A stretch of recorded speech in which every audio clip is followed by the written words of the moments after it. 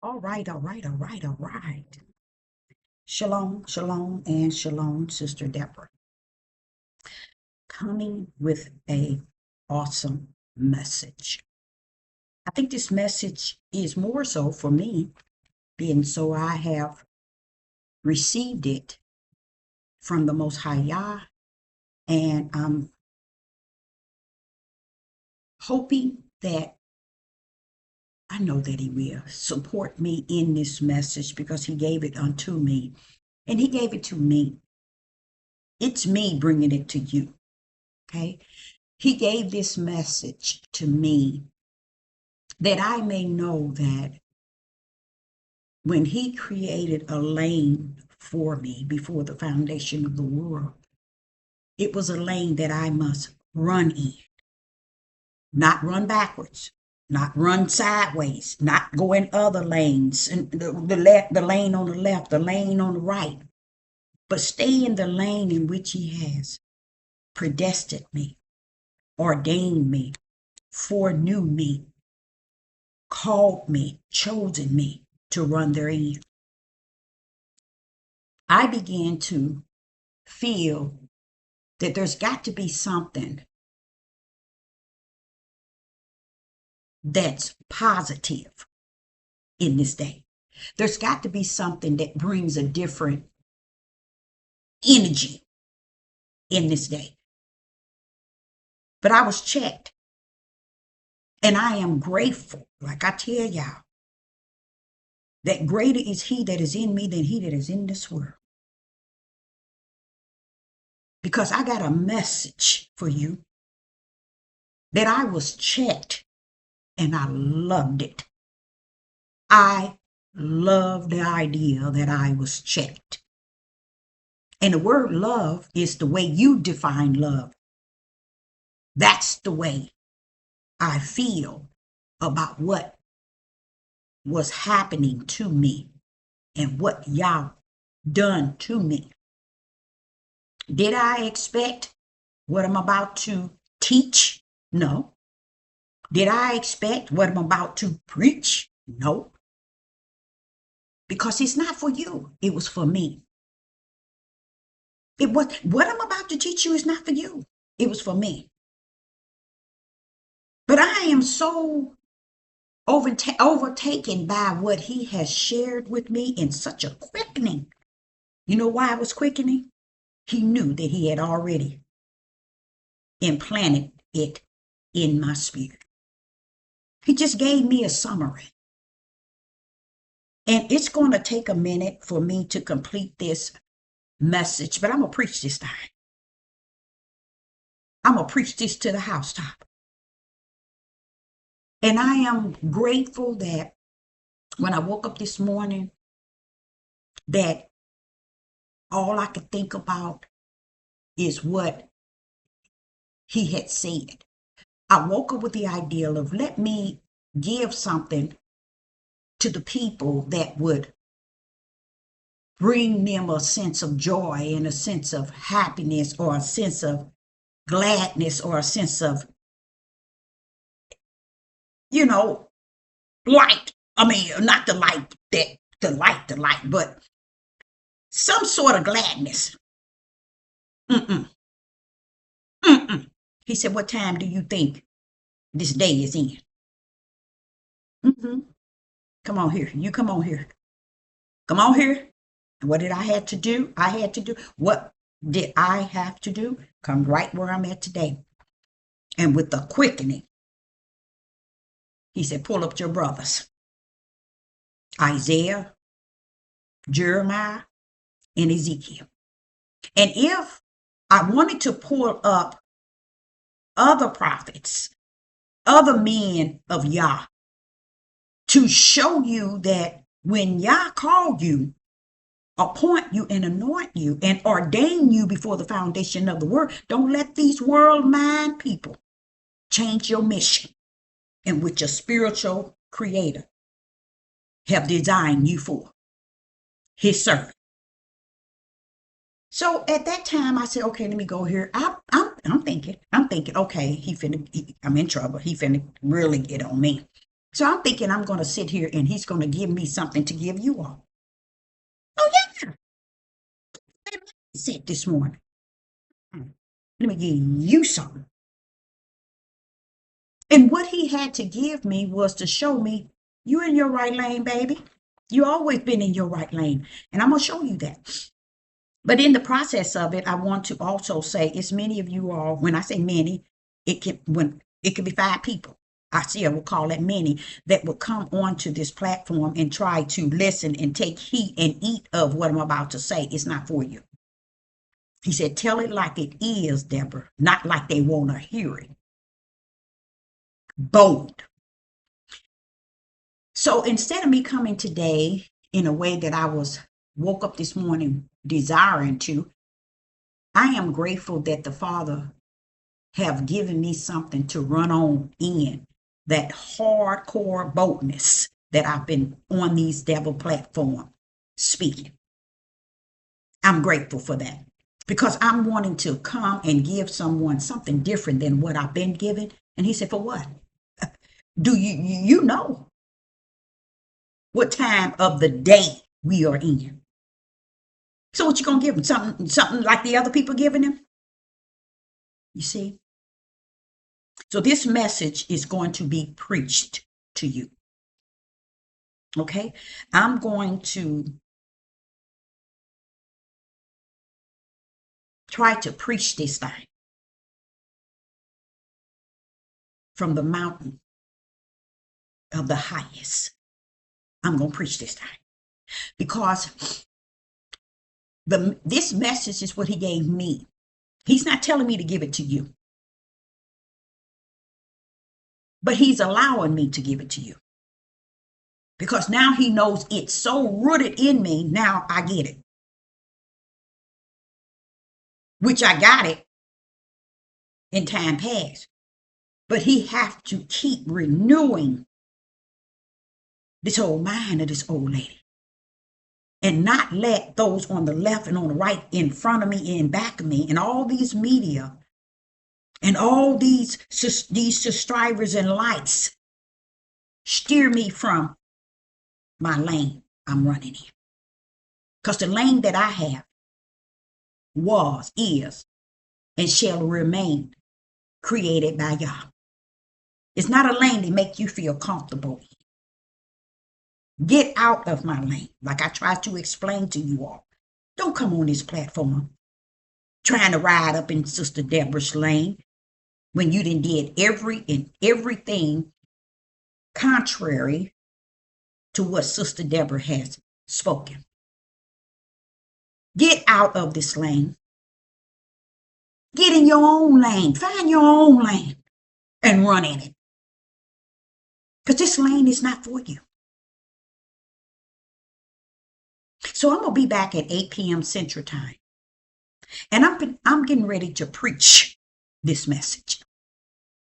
And at 8 p.m. Central Time, I'm going live at 8 p.m. Central Time. Only desiring that one that might have questions or might have answers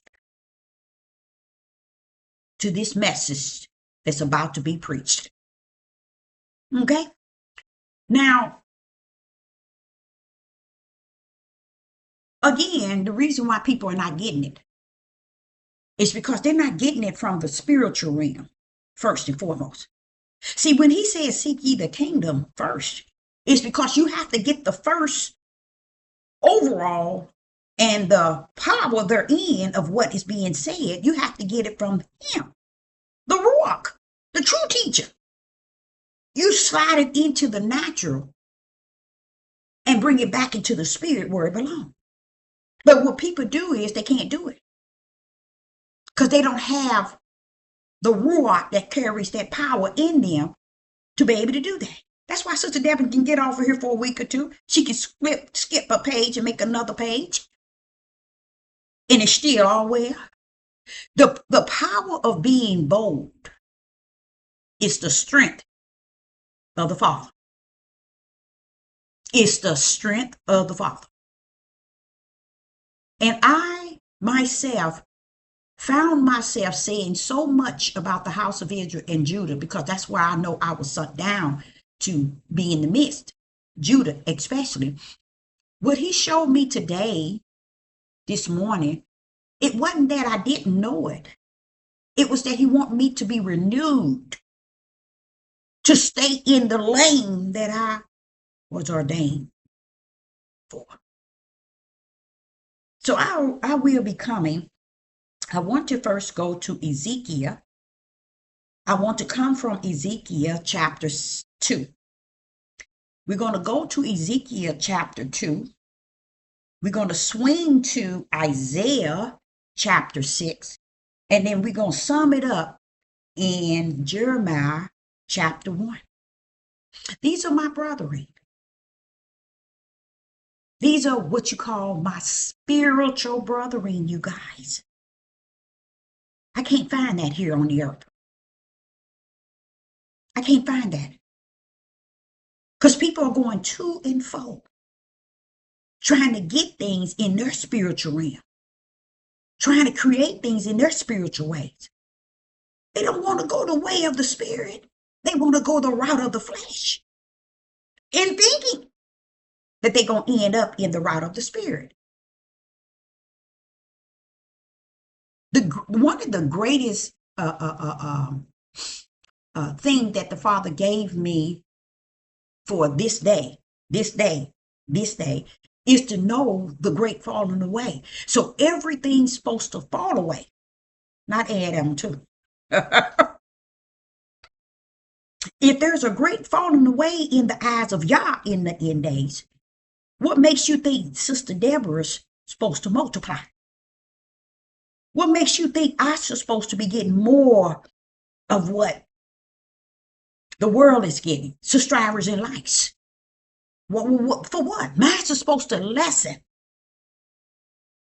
not multiply. See, that's what a lot of people don't know. They don't need to know. I sit back and I think about all the things I say about Judah and I say about Israel as a people calling themselves the true Jews. And I'm sitting here listening to Isaiah, I'm listening to Jeremiah, I'm listening to Ezekiel, and I'm saying, hold up, Father, Yah, it's you. Yes, Deborah, it's me. He's teaching that where I'm at is exactly where I need to be. The boldness, the way I step into individuals on this Deborah platform and look them eye to eye and stand on truth. So let's go there. We're going to start from Ezekiel chapter 2. Now, again, this was what the Ruach, the true teacher, brought before me to remind me, don't go your way. Go the way in which he designed my lane. You ain't got no business in my lane. The best thing you got for my lane is to learn as I run in this lane. And as I'm in this lane, stand in the lane in which I am running before you and hear and support me running in the lane. I'm the one carrying the mission for those who are in the lane that I'm in. But they standing in the lane while I run the lane. How are you running it? I'm running in the lane. It's a race. The people never was murdered, but the prophets were. Why? Because they was the front runners. We are the runners in the lane. That's why the lane was created for us. Those that are in the body supposed to get in the lane in which we are running in. And in this lane, you're going to see how the one that's running is going to catch the most hell, even to the point of death. So those three disciples, those three prophets, go back and learn how they died. They was the front runners. And guess what?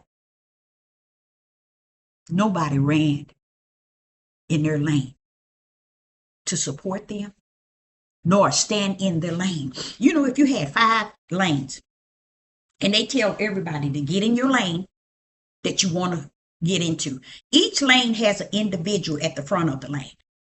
And they say, get in your lane and whose side you want to be on. In a sense, you know how we was in elementary and they have 3 or 4 lanes or 5 lanes and everybody got a head person in the front of the lane. Let me tell you, I'm a front runner. Not a back one. But those that's in the back watching me run in this lane, why are they watching? Because they're hearing me. They're listening to me. They're beholding me because they are too the one. They might not be the one to run in the lane, the front runner. Why did you think David wanted this man's wife? Where did he put him at? In the front of the military line. That's what the prophets are, y'all. And for this day and time, you got to be able to look at the prophets of yesterday and say, for sure, it has to match today. You see? But what people would do, they would design you to be the enemy. They would design you to be the bad one.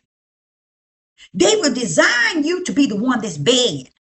They would design you to be the wrong one, the unjust, the ungodly, because they want to get in your lane, but they want to bad mouth you in your lane to their own self. But yet, still try to run in your lane. Not run in your lane, be in the lane that you're running in. The lane that Yah has created me is a lane that he has prepared himself in me. Okay? And he said, get in your lane. That lane is a place of security, comfort, teaching, revealing, showing the way. It's a lane that designed that I must enter therein because it's no other lane I can go in. I can't go into the world. Yes, I've been created a lane to come down here in the lane in which Yah has created me. And when he says this morning, showing me these 3 prophets, I'm like, yes, I keep seeing myself in them. But what happened that I haven't seen myself is because you're looking at where you at in Yah. To where you so indulged in the fact of where Yah have you and what he's saying to you every day and what he's teaching you every day, and you like eating it up and saying, oh, but why ain't they understanding? Why ain't they getting it? Why is it? And you don't even understand. That's your lane. Run in. If they're not in your lane, let them get in the but don't look back wanting them to be in your lane when they ain't got no business in that lane, because the lane that you're running in is the body. You're just the front runner. You're the one that go down before they will. Did not all the disciples, not the disciples, all the prophets, when you learn how all the prophets died, then you come back and talk to me. No, you can't talk to me because you should already know how. So when you run up on Sister Deborah, then you'll say, well, okay, she's a feminine part. That's a good thing that Yah chose her for the end days. You know why? He knows what's passing on. So I'm like sitting here saying, so the front runners, pastors, bishops, priests,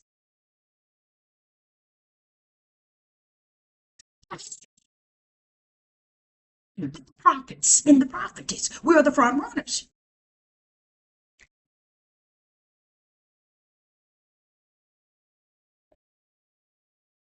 You don't hear them killing the pastors and the priests and the bishops and the saints. You don't hear them doing that, but you hear them killing the front runners. When David put that man on the front line, just so he can have his wife, he knew the man would be killed. Well, that's what Yah is telling me. You on the front line, baby. You in the lane that I created for you. If they don't get in the lane with you, let them get in the lane that they need to get in. They don't need to get in the lane that you're in if they're not the one. What I'm saying, guess what? They ain't coming to your house to take you out. They would come to mine. See, that's how sick y'all are out there. You don't know nothing about spirit and truth. You don't know nothing about the light. You want to teach it, you want to preach it, you want to pretend that you got it, you know, you understand. You don't understand nothing. You don't understand nothing. Rumble, Deborah. I'm going to rumble this time. I'm going to preach this time. Because the Ruach gave it to me this morning. And I learned something else. I learned how he was dealing with them just like he's dealing with me. Daily. How many of y'all do you hear the voice of Yah within? Telling you no, yes, no, yes, no, yes, no, you better not. Tell me. You can't say nothing. So let's go there. We're going to start with Ezekiel chapter 2. In Ezekiel chapter 2, I want to start with Ezekiel chapter 2. And let's just go on and start with verse 1. Sister Deborah finna preach this time. And at 8 p.m. Central Time, I'm not going to do very much talking. I want to hear what you understood or what you understand. That means you are to go back, hear it yourself.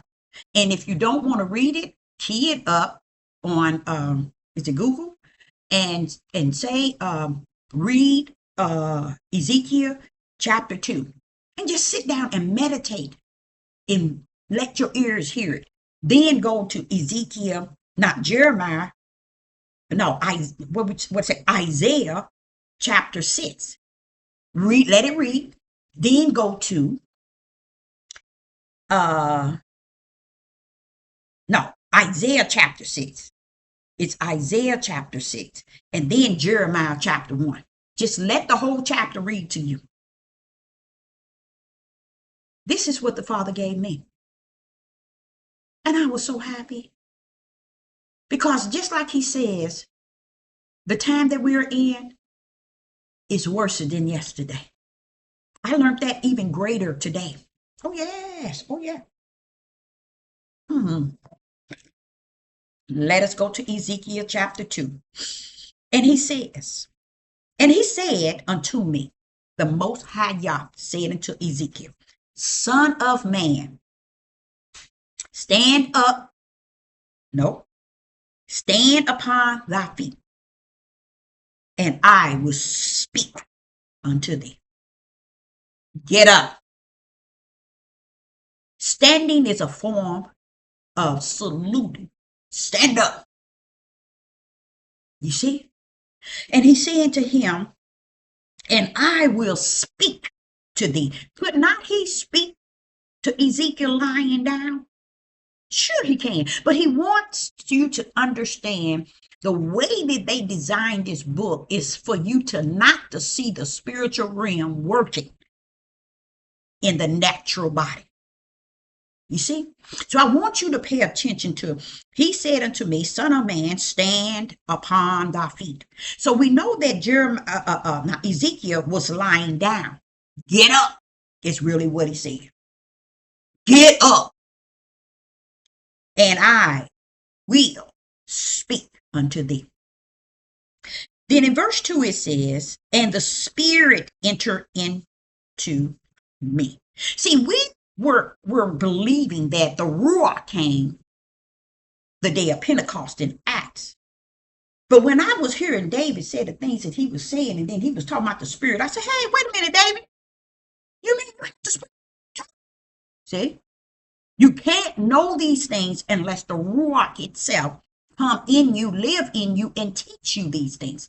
Because if you let man on this earth All these pastors and bishops and priests, these evangelists, warriors, these seers, these watchmen, these prophets, these prophetess teach you. You lost with the cause and without. Only one awesome teacher that's in the heavens and on the earth. And that is the Ruach HaKodesh.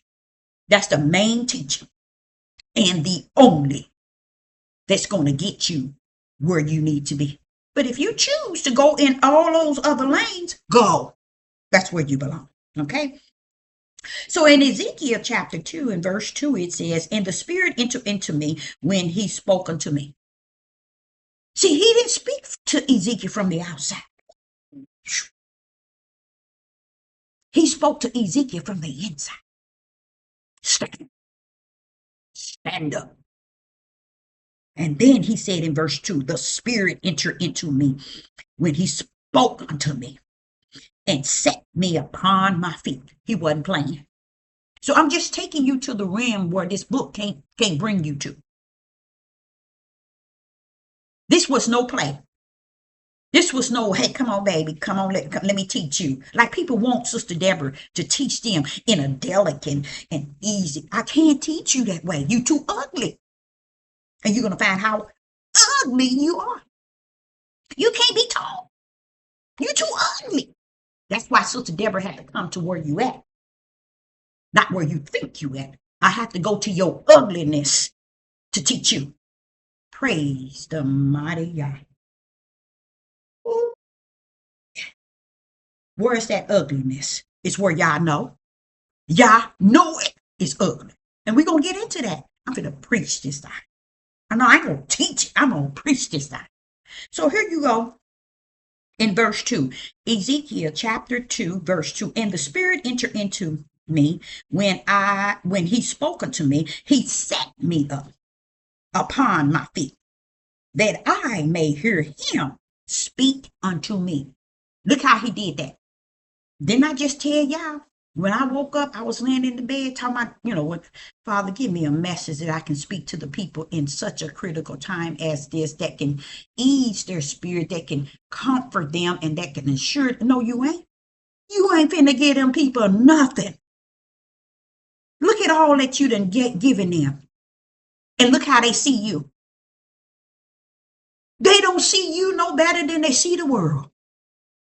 What is it you want to give them to soothe their itchy ears or their way of seeing and feeling? Let their emotions and feelings take care of that. Don't know. And that's when he brought me here. And I even had a cup of coffee, and I ain't had a cup of coffee, in 2 or 3 weeks. So I even fixed me a cup of coffee to sit down. Because I wanted to hear what God said, the Most High Yah, in this moment right here. So this is what it says. Here go Ezekiel explaining to y'all that the Spirit of Yah came in him, straighten his tail up, sit up. That's a form of saluting. Sit up. I'm getting ready to talk. You can't be bent over. You can't be sitting down. You can't be squat. You can't be laying down. Get up. And then what happened? Listen to what he says. He's telling you, he says, stand upon thy feet, and I will speak unto you. Now watch this, verse 2. And the Spirit entered into me when he spoke unto me, and it sat in him up. See how that Spirit got him and caused him to stand to salute the Most High God? Listen to what he says. Listen to this. Into me when he spoke unto me, he entered in and set me upon my feet. But didn't he tell your tail to get up in verse 1? See, that wasn't good enough. Him just getting up the way he wanted to get up. The Spirit, listen to what the Spirit did. And the Spirit entered into me when he spoke unto me, watch this here, and set me upon my feet. You ain't gonna get up the way I want you to get up. Get your tail up. Don't mess with the Most High Yah. The creator of all things, of the heavens and the earth. He's real. He's realer than real. You see, y'all around here monkeying around think it's about you, your flesh, and yourself. Kick rocks and go somewhere else. Stop listening to Sister Deborah, because you're not in the lane with me. Okay? Go somewhere else. Okay? So here it is. And set me upon my feet, that I may hear that that I may hear him that speak unto me. See, he got in me. He set me up the way he wanted me to be saluting him. He had to set his tail up. That's what the Spirit is for, to get you right. Oh, you think it's about you. This ain't got nothing to do with Ezekiel doing it his way. He told him to get up. But when it was all said, when that Spirit entered in him, he sat his tail up. And what was that stand up? What was he setting him up? You're supposed to recognize the Spirit of Yah. And then it's going to enter in you and let you still be bent up? No, it's going to straighten you out. Cause your spirit to salute what he's about to say to you. And you're going to straighten up. Your flesh going to automatically straighten up when that spirit get in you and cause you to salute the Father that's within you. I like that. Because a lot of people think it's about them. How they really want to understand Yah and worship him and treat him. Kick rocks. You playing a game with yourself. You playing with yourself. Let's put it like that. You chasing your own tail. And you still ain't caught up with the end of it. Okay? So when you get to verse 2, he said, and the Spirit entered into me when he spoke unto me. He entered into me. That's showing you he was talking to me from the inside. Now watch this here. And set me up upon my feet. Didn't he tell you to get up? See, y'all don't rule nothing. Sit your tails on down somewhere and stay there. And then it says that I heard him that spoke to me. It's a way he wanted him to be saluting him when he speak to him. And that is so real, because I was laying in the bed sitting here saying, Father, give me a message. I just woke up. Give me a message to give the people that can enlighten them in a way of comfort and assurance. And no, you ain't. That can give them some a hope for tomorrow and some, for what? It's not in them, Deborah. And we're going to show you exactly what Isaiah had to go through, what Jeremiah had to go through, what Ezekiel had to go through, and what Deborah today. It's 3 times worse than what Isaiah, Ezekiel, and Jeremiah had to go through. So we're going to step into that today. Verse 3, it says, and he said unto me, Son of man, I sent thee to the children of Israel, to a rebellion nation that has rebelled against me. Deborah, I predestined, ordained, and foreknew you and sent you to Israel, a rebellion nation, Deborah, one that has rebelled against me. So expect them to rebel against you. Expect them to be wicked and evil toward you. Expect them to not even support you. It's the way they are with me, Deborah. So expect it. Embrace it. Salute it. And keep running. You got those that's in your lane that's watching you run. Know that. Stay in that lane and keep running, Deborah. Because after you start running, you the front runner. Many gonna run behind you because y'all all gonna be entering into my zone. Up out of here. You see? No one understands the body that Christ, Hamashiach, rest in. No one understands the true church that Hamashiach rest in. No one understands the saints that Hamashiach is over. They only understand their own understanding in their flesh, and it's okay. Because now I see there's other lanes. It's too many different lanes for you to run in. And I don't understand why you're running in.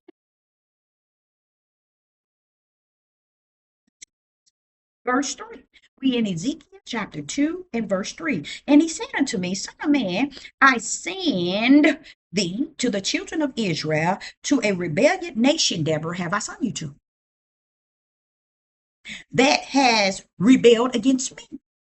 So, baby, my elect, my chosen servant, they're going to rebel 3 times, 5 times, 10 times against you because they have already rebelled the greatest against me. So, what is happening? He says, they and their fathers have transgressed against me, even unto this very day. He's telling us. But when he tells the prophetess today, no, you ain't finna give them what they want, what you feel they need. We in a time like no other. And you ain't finna change the time. You ain't finna make the people think that the time is different. You ain't finna make them feel good and let them kick on. These people are against me, Deborah. Didn't I tell you when I take them all to the wilderness, I'm going to purge the rebels? Didn't I not tell you, Deborah, when I take them to the wilderness, I'm going to take out those who transgressed against me?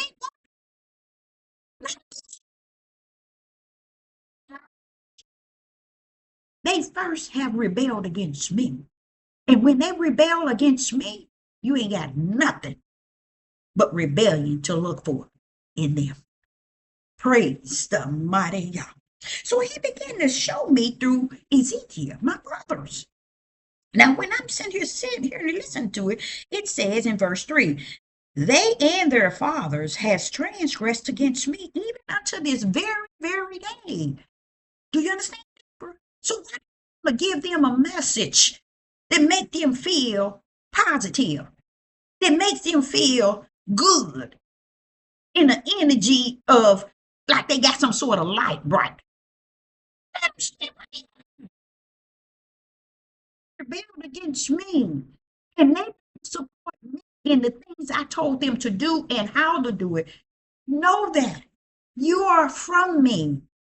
You're in me. I'm in you. They're not rebelling against you. They rebelling against me still yet because I'm in you, Deborah. That's what they rebel. See, that rebellion for me, the creator, is still in them.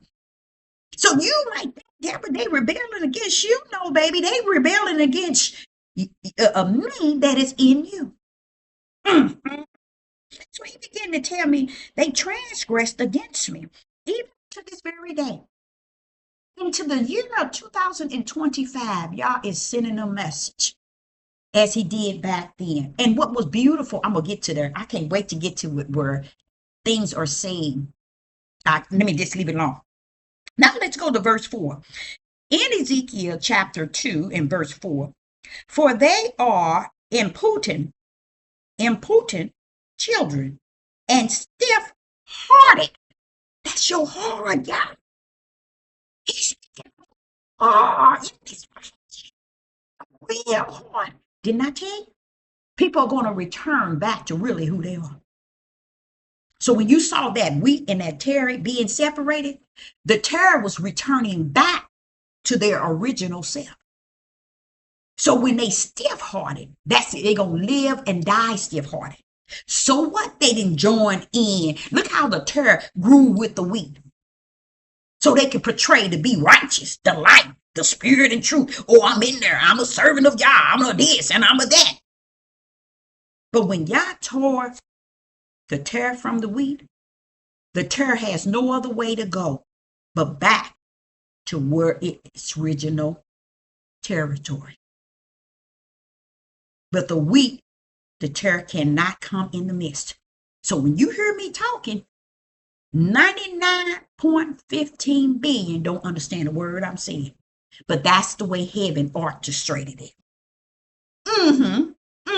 Because he said you ain't got no business in that land.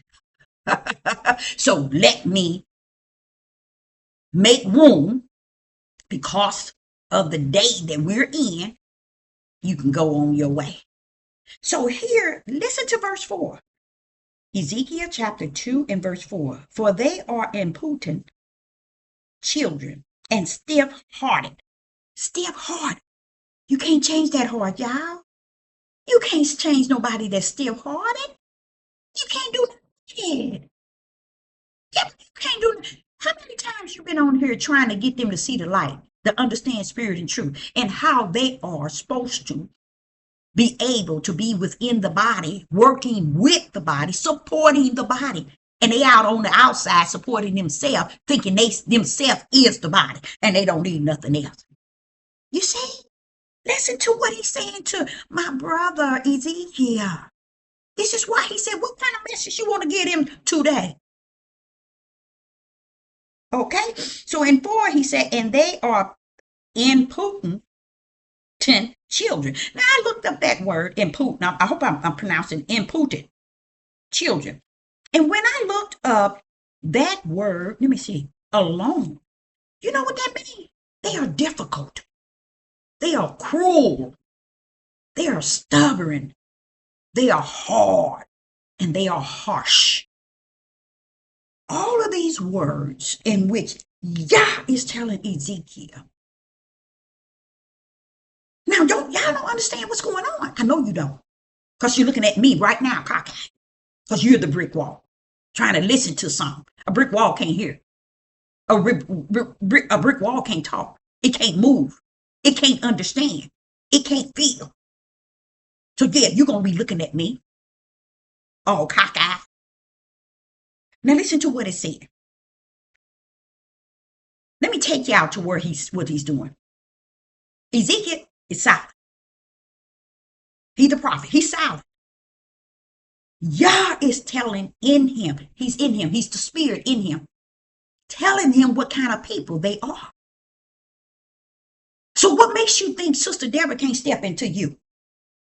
If greater is the same one that was in Ezekiel, I'm telling y'all this in me, telling me, use what I got invested in you. Try their spirit. Discern their spirit. You got it all in you. Use it. And you'll know who you're dealing with. Now here go Ezekiel. He's telling us that Yah stepped inside of him and set his tail straight. Set him up. I'm speaking. Salute me. I'm speaking. Recognize who I am. That's why he set him up. Recognize. Then he began to say to him about the children of Israel. They're impotent. And what does that mean? What does that mean? They're hard. They're harsh. They're difficult. They're cruel. They're fierce. They're stubborn. Wait a minute, Deborah. Hold up. Hold up. Go back to verse 3. Can you take me back to verse 3? We're still in Ezekiel chapter 2. Let's go to Ezekiel chapter 3. And he said unto me, before he began to speak to Ezekiel, he told him straight up, bro, let me tell you, son of man, I sent thee to the children of Israel. Deborah, I sent you to Judah. You know Judah is all that you know. Your brothers didn't told you in time past. Stop trying to think that you're going to save them. Stop trying to think that you're going to send a great message that it's going to cut their light on. It's going to teach them spirit and truth. 2,000 videos on your old channel. And now you got more than 80 on your new channel. And you have no support in front of you. In front of you, it's Yah. In back of you on any side. You know why? Ain't nobody behind you watching you run the race. Because the prophet's always the first runner. That's the will of the Father. In case y'all didn't know that. They always the first runner. That's why they always lose their lives. For you all to continue your rebellion and disobedience and your wicked ways. Now listen to this.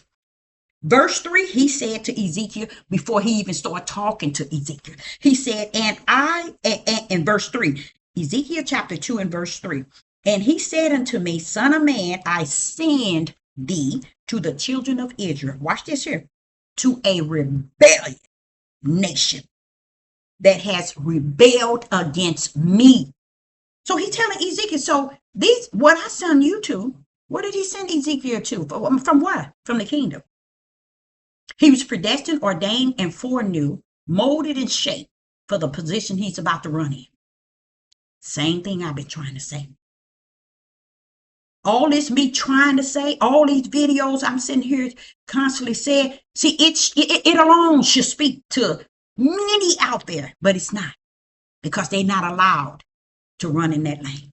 They're not allowed to even stand in that lane. They're not allowed to be even near the lane. That's why I tell y'all, get your tail somewhere and sit down and get up out of this lane, because it's not for you. I don't care if you look from the back wall. I don't care if you look from the side. I don't care where you're looking from. Get in your right lane. Get out of this one. If you have never supported, or you haven't continued to support the lane in which I'm running, because I'm still running, what are you doing? I'm still running. What are you doing? I know it. In the back lane, trying to get others and get yourself geared to believe that you're the righteous and Sister Deborah's the wrong one. But let's continue here. Yah is telling Ezekiel when he told him to get up, then after a while, he went into, not after a while, instant he went into Ezekiel and he stood his tail up. And he began to speak to him. What was the first word he wanted to Ezekiel to say? Man, you are created to go into a rebellion people. They rebelled against me. And guess what? They are against me. But I'm sending you in. Praise the Most High God. I try to explain that I am here to Judah, to the house of Israel, to Judah. And everybody began to look at you cockeyed. Everybody begin to think of you this. And when you start to say support and give, they really begin to get evil towards you. That's where it all came from. Y'all, did y'all know that? That's when all the funniness began. Did y'all know that? The moment I start putting support, GoFundMe and Cash App, that's when the attitude starts to switch. And many of you all would not even remember it, but go back to the videos. That's when, and look and see, when did Sister Deborah start Cash App? It wasn't long. But when she started it, that's when the attitude started switching, because it wanted to switch to the fact that, hey, she's trying to get us to get this. She want this. All it's about is, you see, those are demons on the back wall. And those that did give, a lot of times it's about control. They'll give a lump sum one time here and one time there, then they'll bag back and stand up against the wall and have negativity things to say in their heart. And they think y'all did not grip it. Oh, yeah, he got it. Stand on that back wall and continue to ride that back wall. I don't care what distance you look from. Because what they think is, they didn't know Sister Deborah was watching, and I watches how people say things in the live chat, and how people will send Sister Deborah little messages, even when they're telling me to watch something. I'm like, what are you watching that? That's demonic. That's Satan. You should rightly to divide that. You should discern. They don't, because they can't. They don't have that power of the Ruach in them to divide what they're listening to. That's why they on all these devil platforms trying to find a place of comfort. And I know what mine's is at. I know why I'm bold as I am. Because the I am is I am in me. So, first and foremost, he wanted Ezekiel to know that I'm putting you amongst the worst of the worst. And then when I sit here and tell you in this day and time, you're looking at me all cockeyed. When I'm telling you how horrible we are as a people, you're looking all on me cockeyed. But why can't I feel like you? Because I'm feeling that thing. I'm down here living. I want you to never get into a lie along with Satan's lies. The truth is, we are that bad people. And we never got good. We never got good. To get him is when he gets up to Mount Zion. When he's going to take out everything in us and place new stuff in us. What does that mean? You got to give the glory to him that's going to renew our mind and put a new thought pattern, not a mind, a new heart, a new spirit, a new name. Put himself in us, put his name in us. Because what we got in us, he don't want to come in and abide in you. So here he's telling the prophet already before he even began to get into his ministry. Here I am, been in the ministry since I was 4. Why don't I have the ability to stand before you and speak bold? Why don't I have an ability to cross your evil out? Why don't I have the ability to speak against your wicked and your negative? I can because I have the spirit of discernment. I have the ruach that's in me that constantly tell me, try the spirit, devil, by the spirit. You got to be in front of me to try your spirit. I'm telling your spirit if you was on the other side of the world. That's how sick people are. Because they limit Yah. Say, oh no, you can't do this. You can only do this. You just lying. You can't do this. You can't do that. That's how I'm able to say what I say. And stand bold and firm on it. Because I know who you are. I know who you are. Now listen to this. In verse 3, it's telling you that he had to tell Ezekiel what he was going into. How did that?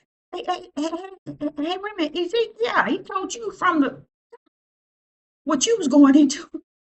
He said, what did he say? He said, son of man, I send thee to the children of Israel, to a rebellion nation that has rebelled against me. Just imagine me, Sister Deborah, sitting here trying to tell y'all that I come to deal with you and how ugly you are. I don't need him to come into me to tell me that. He already told me. But I'm supposed to step into you delicate, the way your flesh want to feel this thing and want to know this thing. Take rocks and run where the rocks go. As you kick them, follow them. Okay? So he was telling him, now, the problem with this is this. Watch this. Watch this. In Ezekiel chapter 4, it says, for they are, he told them they were rebellion, and then he told them they were rebelling against me. I'm the creator. Hey, Ezekiel. Hey, Ezekiel. Hey, Ezekiel. They are some rebellion people. And guess what? They rebels against me. So if you are a rebellion people, and you are called as a rebellion people against Yah, why are you on this earth claiming you the people? And when you saying you the people that the Bible is saying, do you not see that you are the worst of people on the earth? Because you are rebellion against Yah, not for Yah. You are against Yah, not you are against Yah. Not have you been against Yah today. Baby, you were against him from the beginning. And how dare you stand your tail and think Sister Deborah not supposed to tell you how ugly you still is. Because you still as uglier than you were. Ezekiel had to deal with you being ugly. And if the creator is saying that you ugly, and don't you feel he know all things? Why must I stand here and make you pretty? I'm down here to tell spirit and truth, and that's what spirit and truth do. It don't look to the right. It don't look to the left. It don't look in the back. It speaks it ahead because it's the front runner. It's the front runner. So then in verse 4, Ezekiel chapter 2 and verse 4, he said, for they are impudent children and stiff-necked. Let's go there. Now I'm going to call all the names of from rebellion, impudent, and what else? Stiff heart. So you know if the heart, the stiff is connected to the heart. Do you know what that means? There's no change for you. There's no change for you. That's why you see lawlessness going and rampant among Judah. I see it, you don't. You trying to make Judah one thing. Y'all already know what Judah was from the beginning. That's just you down here cutting up. Judah was the one that wanted to kill the only Messiah that came out of its own tribe. But yet you want to make Judah all that and that. Oh, we did. Wake up. You want to talk about awakening? You still ain't woke up to nothing because you never woke up to spirit and truth. You never woke up and saw the light. You're pitch black. It's in you. It was placed there because heaven knew who you were all the time. While you down here fooling this world, you go right ahead.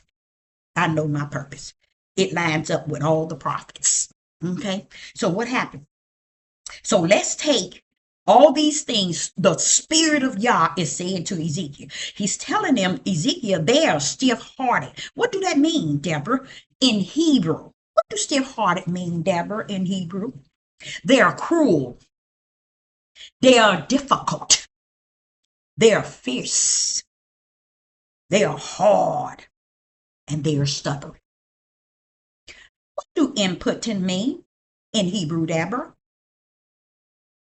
Difficult, cruel, harsh, hard, fierce, and stubborn. Well, let's get to rebellion, Deborah. What is rebellion?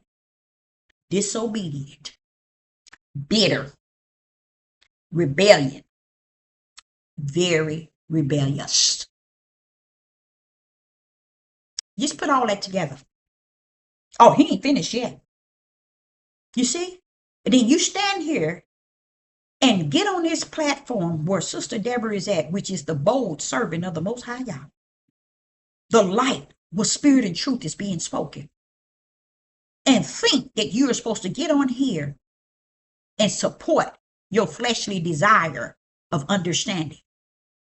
You're sitting here eating the food of the spirit and standing back on the back wall calling yourself all that answer. You all of this. That's who you are. You're all of this. That's who you are. So that's why God told me this morning, no, you ain't finna give them nothing. Let me give you something. I'm blessed. Because for him to tell me, I want you to understand Ezekiel, Isaiah, and I want you to understand Jeremiah. This is what I told them, Deborah. So you already knew since you was 4. You were able to see into these things, Deborah. I've given you the eye to see at a young age and an ear to hear me when I speak unto thee. Don't let this outside world take you in the midnight hour into the darkness or cause you to look over in the darkness and say, oh, the darkness ain't as bad as it appeared. Let me say something good about the darkness because that's what people want you to do. That's what they want me to do. They want me to give them the words of comfort. Don't even understand the Ruach itself is the comforter. Sister Deborah can't come here and give you the word of comfort. I can't come here and give you the word to make you feel better about who you are, what you're doing, how you doing it, how you waking up, how you going down. Only thing can give you that is the Holy Spirit. And if he's not in you, he ain't giving you nothing. So stand on the back wall. Okay. And he said in verse 4, for they are impotent children and stiff-hearted. Stiff-hearted is cruel. Now, all these titles that I just gave you all, do y'all understand what that means? That's the worst of the worstest people on earth. That's the worst of the worstest people on earth. Yeah, you go to Eden. You go to the Europeans. To those that's on that end. But the worst of the worst is those who do it to Yah. Even them do it for Satan. But Israel and Judah do it to Yah. See, I'm telling you. In Deuteronomy 28, destroyed until they are destroyed, until they are destroyed, until they are destroyed. The disobedient one, the stupid ones, the rebellion ones, the bad ones, the very rebellion ones, the cruel ones, the difficult ones, the fierce ones, the hard ones, the stubborn ones, the harsh ones. He's telling you, Oh,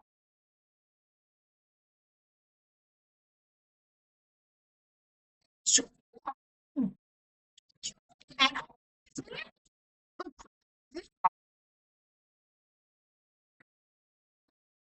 that patience.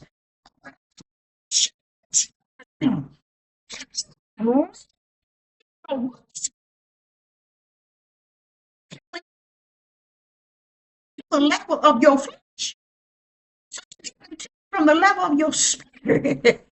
And whether your spirit is for to serve your flesh or your spirit is for to serve the spirit, Sister Deborah is pulling out spirit and truth on your tail right here today. So that God has explained to Isaiah and Ezekiel and Jeremiah, the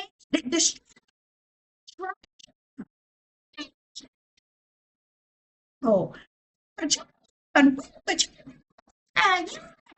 Abraham, Isaac, and Jacob. But wait a minute. You're the stiff neck. You're the stiff hearted. You're the impotent. You're the rebellious. You're the disobedient one. You're the horrible. But yet, you over here pointing hands. Every nation, you point hands. They did, they did, they did, they did. You see why my mission ain't to come to get them? Because they don't. Because they walking straight into the ways of Satan. But you was chosen as a people. And you walked toward the spirit of who the creator is. And you wandering around here. That's why your neck is stiff. Can't nobody tell you nothing. I know I'm saved. I know I got the Holy Spirit. I don't care what they say, she say. You're right. You got a spirit. But I can guarantee you it's not holy. Okay, so in verse 4, he said, for they are impotent children, a stiff-hearted, that's hard, y'all, and I do send thee into them. So if Yah is sending Sister Deborah, like he's showing me this morning, like he did Ezekiel, what is that coming to tell Sister Deborah? It's coming to bring you comfort that you're in the proper lane. You see? Why? Because we get weary. We're in the world, not of it. So we think that we're doing what thou saith the Yah, but the world shows you that you are nothing. You don't mean nothing. You ain't saying nothing. And you're not even worthy to be supported. You're not even worthy to even to say a good word to. Because you bothering us. Yeah, the world would say that. But those that are of the light don't say that. They get behind Sister Deborah. They support Sister Deborah. They encourage Sister Deborah to be their front runner. Because that's what I was called to do. When I try to tell you that I was called to the house of Israel, but I'm talking to Judah. Same thing Ezekiel had to do. And the Spirit of the Most High this morning had to bring me and school me all over again. That's called comfort. To let you know you're in the right lane. Let them get out.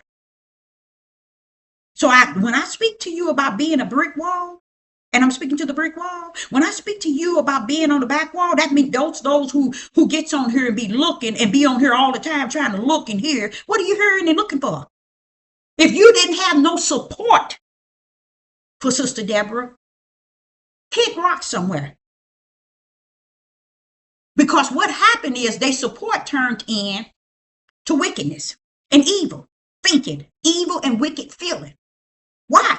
All in the name of trying to support the one Yah put as your front runner. That's it. And just as he said to Ezekiel, this is the way they are with me. That's the same way individual would be toward the servant of Yah, because the Yah is in her. So it ain't you, Deborah, they're that way with. It ain't you that they're not supporting. They're not supporting me in you. So that's what he brings me this morning. That is some sort of comfort. And I'm going to continue to preach that thing this morning. And he says, I do send thee unto them, and thou shalt say unto them, thou said, Ahaya, Yah. See? See, you are not going to get not one person on here, on this devil platform, on none of these devil platforms, that's going to teach and preach in the order in which I am preaching, in the boldness and in the fullness of spirit and truth. You ain't going to get them. But you're gonna stand your tail and listen to every video Sister Deborah put out. How evil is that? That's wicked at its highest. So he says here in verse 5, let me see, Ezekiel, how far do I go? Okay, to 10. In Ezekiel chapter 5, he said, and they, whether they will hear, or rather they will forbear. Praise the Most High Yah. Praise the Most High Yah. Praise the Most High Yah. Verse 5. And they, he's telling Ezekiel about they. Who is they? The stiff-necked, the prudent, the rebellion, the wicked of the wicked. Now listen to what he said. And they, whether they hear or whether they forbear, for they are rebellion house, Deborah. So don't get caught up with them. Don't let them break you from the mission I called you to. That's a beautiful thing, because he explained to the prophets yesterday what they were going up against. He explained to them what they were going up against. And he explained to Sister Deborah from the inside. That's why I can speak so bold to you from the outside, to the outside. Because greater is he that's on the inside that suffers me to speak to you as bold as I'm speaking today on the outside. Praise the mighty Yah. So he was telling him in verse 5, and they, whether they will hear or whether they bear not, whether they will forbear. What do I be saying to y'all? I don't care if it rats behind as you standing on the back wall, on the side wall, and you listening every time this is the day. It don't mean anything. It's all vain and vast. It's worthless. Because you make yourself against Sister Deborah than being for Sister Deborah and supporting Sister Deborah, because we're in the same body. But if you're not in the same body, you're on the back wall going up against Sister Deborah, saying negative things, feeling negative, feeling you the righteous and she's the unrighteous. But yet you keep coming onto the page. Tell me that ain't a demonic spirit. The wheat has been separated from the tare. Why is the tare still lurking around? And if you're the wheat, you're supposed to get with the wheat and support the wheat that we are one in the wheat. We are a oneness in the wheat. And this is the tare. Let the tare go its direction. But the tare, why was the tare growing with the wheat? That's what it's trying to portray today. Even after Yah has separated the wheat from the tare, guess what? The tare is still trying to find its place among the light. So here it says that for they are rebellion house. So he's giving Ezekiel all the upper. Now, why would Yah school Ezekiel like this? Now, wait a minute, hold up. I want y'all to understand something. Now, he's schooling Ezekiel before Ezekiel start his move. Ahead of time. Why? Because it's that bad, y'all. It's that bad. I feel that thing. I understand what Ezekiel had to go through. But I also see, as the Spirit lead me to understand that, see, I schooled them beforehand, Deborah. I schooled them beforehand. I had to get in them and tell them how worse these people are. And how the rebellion and stiff-hearted, stiff-necked, and impotent they are, how disobedient, how bitter, how cruel, how fierce. These are all the things the European is saying about y'all. But y'all don't see none of it. All y'all see is Yeshua coming out of your nation that will make you all righteous. 400 and some odd years and you still ain't figured it out. To me, that's a lot of years, Father Yah. that you have blessed the people with, that they may see this thing in the light and not see it in the form of the darkness. And when they see it in the light, they start to feel it in the light. And in the process of feeling it, they start to own that thing. See, if you can't feel it, you can't own it. And if you can't own it, you ain't got no light. See, you got to see it for what it is. That's what feeling it. That's what the light is for. Seeing what you can see in the darkness, because you got light to see it for what it is. And when you begin to see it for what it is, you start to feel that thing. Because the feeling is coming with understanding it. You got knowledge of it now in the spirit realm. You got understanding of it in the spirit realm. You got wisdom of it in the spirit realm. Now you feeling that thing. I'm seeing it for what it is. And calling it for what it is. But everybody will sing a song to everybody. Oh, they'll come to your platform and they'll love on you. They'll even support you. As long as you rubbing their back. You giving a little flesh all the desire of comfort and feeling good. They want the good feeling on the earth. They don't give a rat's behind for the eternal Father, the eternal fire at the end, or the judgment of the Most High God. They could care less. They ain't afraid of his judgment on the earth. They ain't afraid of lawlessness. They ain't afraid of nothing. Okay? Because this is a people that been like this from the beginning. And what I noticed he said to Jeremiah was, Jeremiah, these people are against me. Israel I called, but yet they're against me. And they really right today thinking they all going to get up out of here and go to the kingdom. Wait a minute, Father Yah. But that was back in the ancient days when you was telling Ezekiel that. Yeah, I'm just showing you, Deborah, where their mindset. Their mindset really believe that they are the kingdom. They make up the heaven. Why is all this stuff he telling Ezekiel? Ezekiel ain't telling this to the Father. Father is telling this to Ezekiel. Why must y'all look at it as if you're all that and some? Instead of calling that bad boy out in the 400 and something years, call that bad boy out. Tell it how ugly it is. Tell it how wicked, rebellion, and disobedient, stiff-necked you've been to the Creator. Tell it.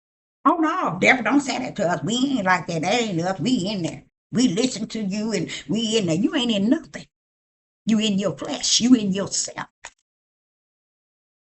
So 5 said, and they rather, Ezekiel chapter 2 and verse 5, and they whether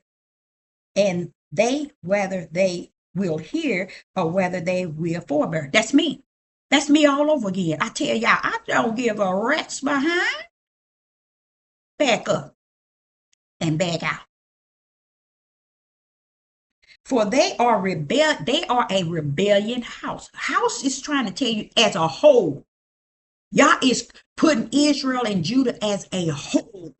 Why? Because it translated from generation to generation to generation to generation. And we down in 2025 and we're worse than it was back in the ancient time. And we running around here talking about they bothering us, they killing us. You are as worse as they say that you are. Why? Because he gave you 400 years to see your ugliness, to see your rebellion, your disobedience, your stiff neck, to see your stiff heart, to see your impotent itself. But you didn't want to see it. Why? Because it's cruel. It's bitter. It's difficult to deal with. It's fierce. It's stubborn. It's hard. It's harsh. It's cruel. It's disobedient. It's very rebellious. And many other words that you hear, not out of the mouth of flesh. You hear it saying that the Spirit is telling you who these people are. So you're going to tell me I'm not allowed to tell you what the Spirit know that you are. And he's greater in me than he is in the world, but I'm supposed to hold back who you are for your feelings, your emotions, your personal opinion. You better sit your ugly tails down and find you a seat in darkness and get away from here. Okay. And he says here, listen to this, for they are rebellion house. That means the whole, y'all. Yea, shall know that there has been a prophet among you. Ye shall know that there has been a prophet among them. He's letting him know. That's why you're different, Deborah. You're among them. That's why you're able to see who they are.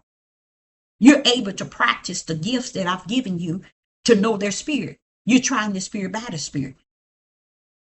You're using a discerning spirit. The eyes, I've given you the ability of box. The way their actions shows you who they are. You can feel their negativity. These are the abilities to know that you are something in the midst of who they are, which is nothing.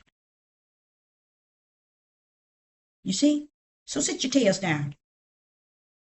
Stop clowning. It's too late. Verse 20. Now we're still in Ezekiel chapter 2 and verse 20. And thou, son of man, be not afraid of them, neither be afraid of their words. I ain't nobody afraid of their words. They ain't gonna say, they can't say nothing to me. But he's letting him know that don't be, because that's what you're gonna get. You're gonna get be not afraid of them, because they think, because they feel negative towards you and want to claim you the bad one, because you ask for, and it all started when you start asking for offerings, donations. Then all of a sudden the true person came out of all of them. At one time they would give and then stop. And then all of a sudden the negative start building up in their heart. Then they start to get evil and wicked. Then they start to cut in and cut out.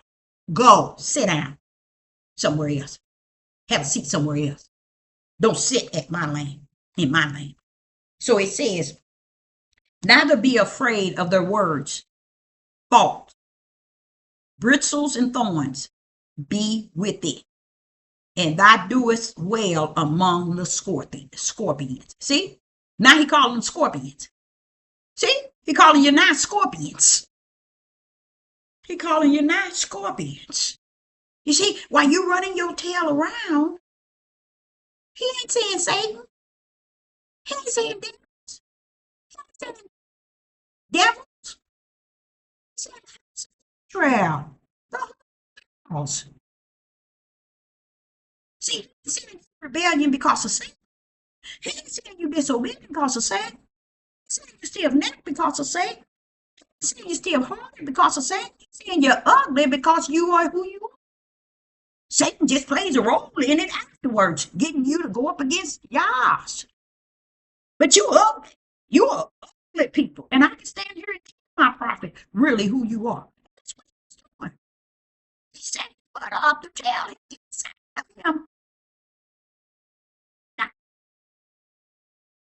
Now, sit your tails down somewhere.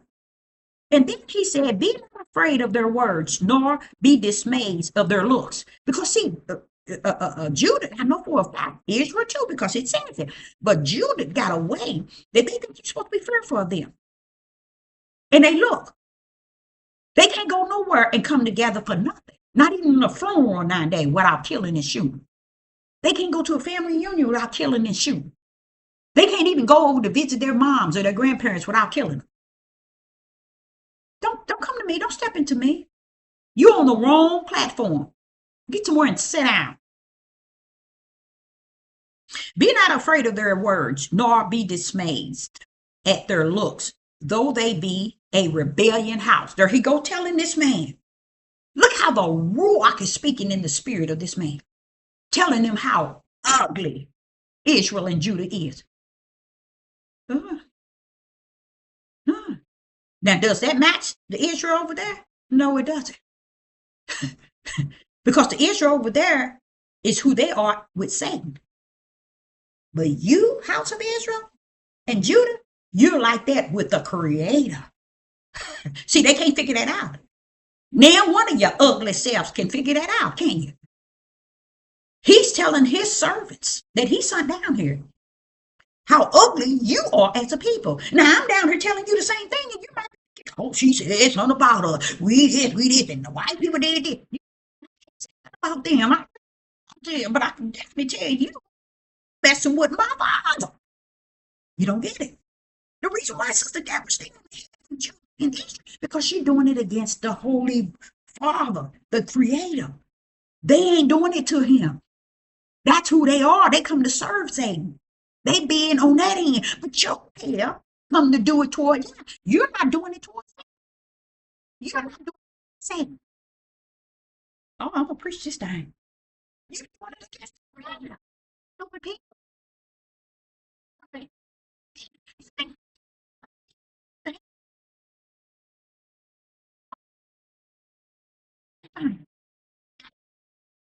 Out that thing. And you took your 400 and something years still running around here being worse against him. Because when you're against me, you're against him. And he said, but wait a minute now, Deborah. Even if you ain't here, they still against me. So if it's another person outside of you, they'll be against them. Because anybody that come and telling them spirit and truth, they don't want to hear that. Anybody coming and telling them they stiff-hearted, they stiff-necked, they disobedient, they some ugly people. Oh, they don't want to hear that, Deborah. Because that's what you call spirit and truth. Sit down. So he's telling Ezekiel, he's really gripping him, and he even calling them scorpions. Don't be afraid of those that you're going to dwell among that are scorpions. And then in verse 7, he said, and thou shalt speak my word unto them. Watch this here. What they put S there, but I'm going to show you throughout the time I'm showing you stuff, how you're going to see they're going to switch from word to words. And when they should not have put an S on words, but you're going to see how they did it by mistake. Like a lot of things they smeared around, thinking they can master this book for you. That's why, yeah, every last one of y'all need to follow this book. Your tails need to go by this book. Because this book ain't going to bring you spirit and truth. This book ain't going to show you the light. This book ain't going to give you the light. And it's definitely ain't going to give you the Ruach HaKodesh. So sit your tail up in this book and see, can you bring deliverance for yourself and anything else in your life. Okay, so here it is, verse 7. And thou shalt speak my words unto them, whether they will hear or whether they will forbear. Now see right there? Again. That's comfort to me. Because in verse 5, in Ezekiel 5, he said it again. He said, and they, whether they will hear or whether they will forbear. Then he go right back to verse 7. So he's instilling some things into Ezekiel. So he'll know that it won't be you. It'll be me there against. Praise the Most High Yah. I always knew that. That's why I keep running. You don't see me stop making videos totally because I don't have the support. I don't give a rat's behind. Understand that the support is greater when it's Yah than it's flesh and it's men and women. The support of the Ruach HaKodesh far greater than what you can say, give, and what you can do. How about that? How you like me now? Far greater. So it says in verse 7, and thou shalt speak words unto them, whether they will hear or whether they forbear, for they are a most, now this one is saying, they are the most rebellion. Do y'all understand? Disobedient. They are bitter people. They are very rebellion. And it's many other ugly words that go with rebellion. Do y'all think about people? It's in other nations. Because y'all don't want it to be about y'all. Because y'all didn't set it up. We the people, we the Abraham, Isaac, and Jacob. We the this, you the, you ain't Abraham, Isaac, and Jacob. You're Abraham, Isaac, and Jacob flesh seed, but you ain't Abraham, Isaac, and Jacob in the spirit. See, that's what they don't understand. The one that's Abraham, Isaac, and Jacob in the spirit is what he's coming for. Not the Abraham, Isaac, and Jacob in the flesh. The eternal Abraham, Isaac, and Jacob are those that's going to be given eternal life that's in the Lamb Book of Life. You can't bring your flesh actions down here and cut up. We the people, we the Jews, we the children of the Most High Yah. We Abraham. No, baby, you the flesh of Abraham, Isaac, and Jacob. But you forgot there's two parts because you never was taught. You never was taught in Genesis 15 when he told Abraham, There's two. There's a flesh and there's a spirit, Abraham, Isaac, and Jacob. Which one are you? Or do you know? So and then he turned around in 7 and said the same thing he said in verse 5 that was said in verse 5. Let me say it like that. And they are the most rebellion. He ain't talking about the other nations. Do y'all see why Sister David don't get wrapped up in all these other nations? They doing the work of Satan. But guess what? Judah is also, Israel is also lining up with the work of Satan. Because they're going up against everything the Creator himself has prepared for them, but prepared it knowing that they wouldn't fall in line. That's the beauty of it all. Because that's why he got to switch everything when he get to Mount Zion. Give you a new heart, new name, put a new name in you, give you a new spirit. That's why. Because he knew he sent you down here as the spiritual ones, and you got tied up in it. Those are the ones he's bringing back. Now, they ain't all the way out there with Israel and Judah. They ain't doing all this stuff to Israel and Judah, the mindset. Enemies, this is what I tell people, and I've told people throughout time. I'm going to share that with y'all. Even my mom, even my children. Mess with me if you want, as a black woman, as a female. He's not going to judge you on that. He's going to judge you on who I was in him. How you treated me representing him. Sit your ugly tails down.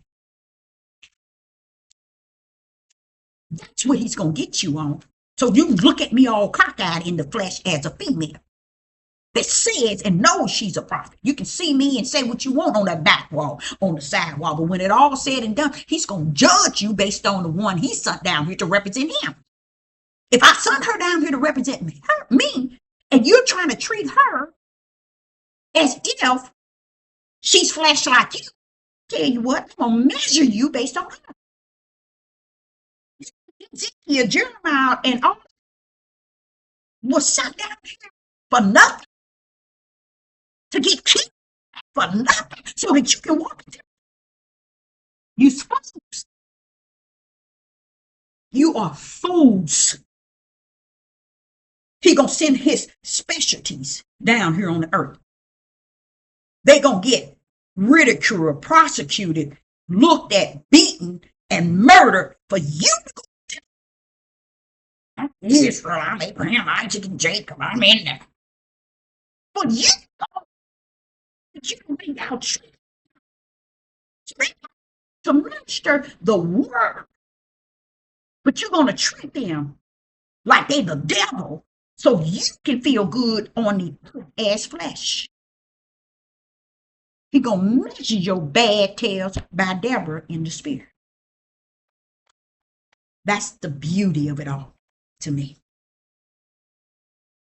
He didn't measure you based on my flesh. He's measuring who I am in the spirit. Why? Because I got him connected to me. And I'm dealing with you in the flesh or through the flesh.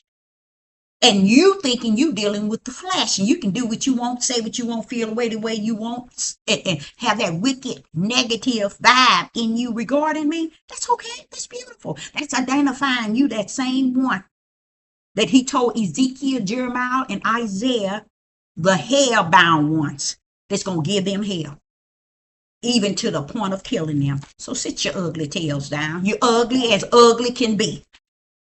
He said a lot of things: stiff-hearted, stiff-necked, rebellion, disobedient, cruel, difficult, fierce, stubborn, hard, harsh, rebellion, bitter. That's what the people you are. Who can come up with all these names? The Creator. For you. And you want to make it about me because of what I'm saying. I asked for a donation or support. You sick. That's where it tells you you're a sick person. Okay? So, verse 7, as he said, same thing he said in verse 5. We in Ezekiel chapter 2. And thou shalt speak my words unto them, my word, whether they will hear or whether they will forbear. So when I say 2,000 videos and I'm still saying 80, I don't care if you come listen or not. You can really, the subscriber is called unsubscribe. You might as well. That's where you're at in the spirit. Okay? And he said, and they forbear. They will forbear. For they are the most rebellious. What do you mean? On the earth, Deborah. Tell them again how ugly they are. He gave you 400 some years to figure some things out, to look within yourself and to come to the conclusion that you are ugly. He sent his prophetess down here to tell you how ugly you are, and you want to make it about her, asking for donation and offering and support. You sick.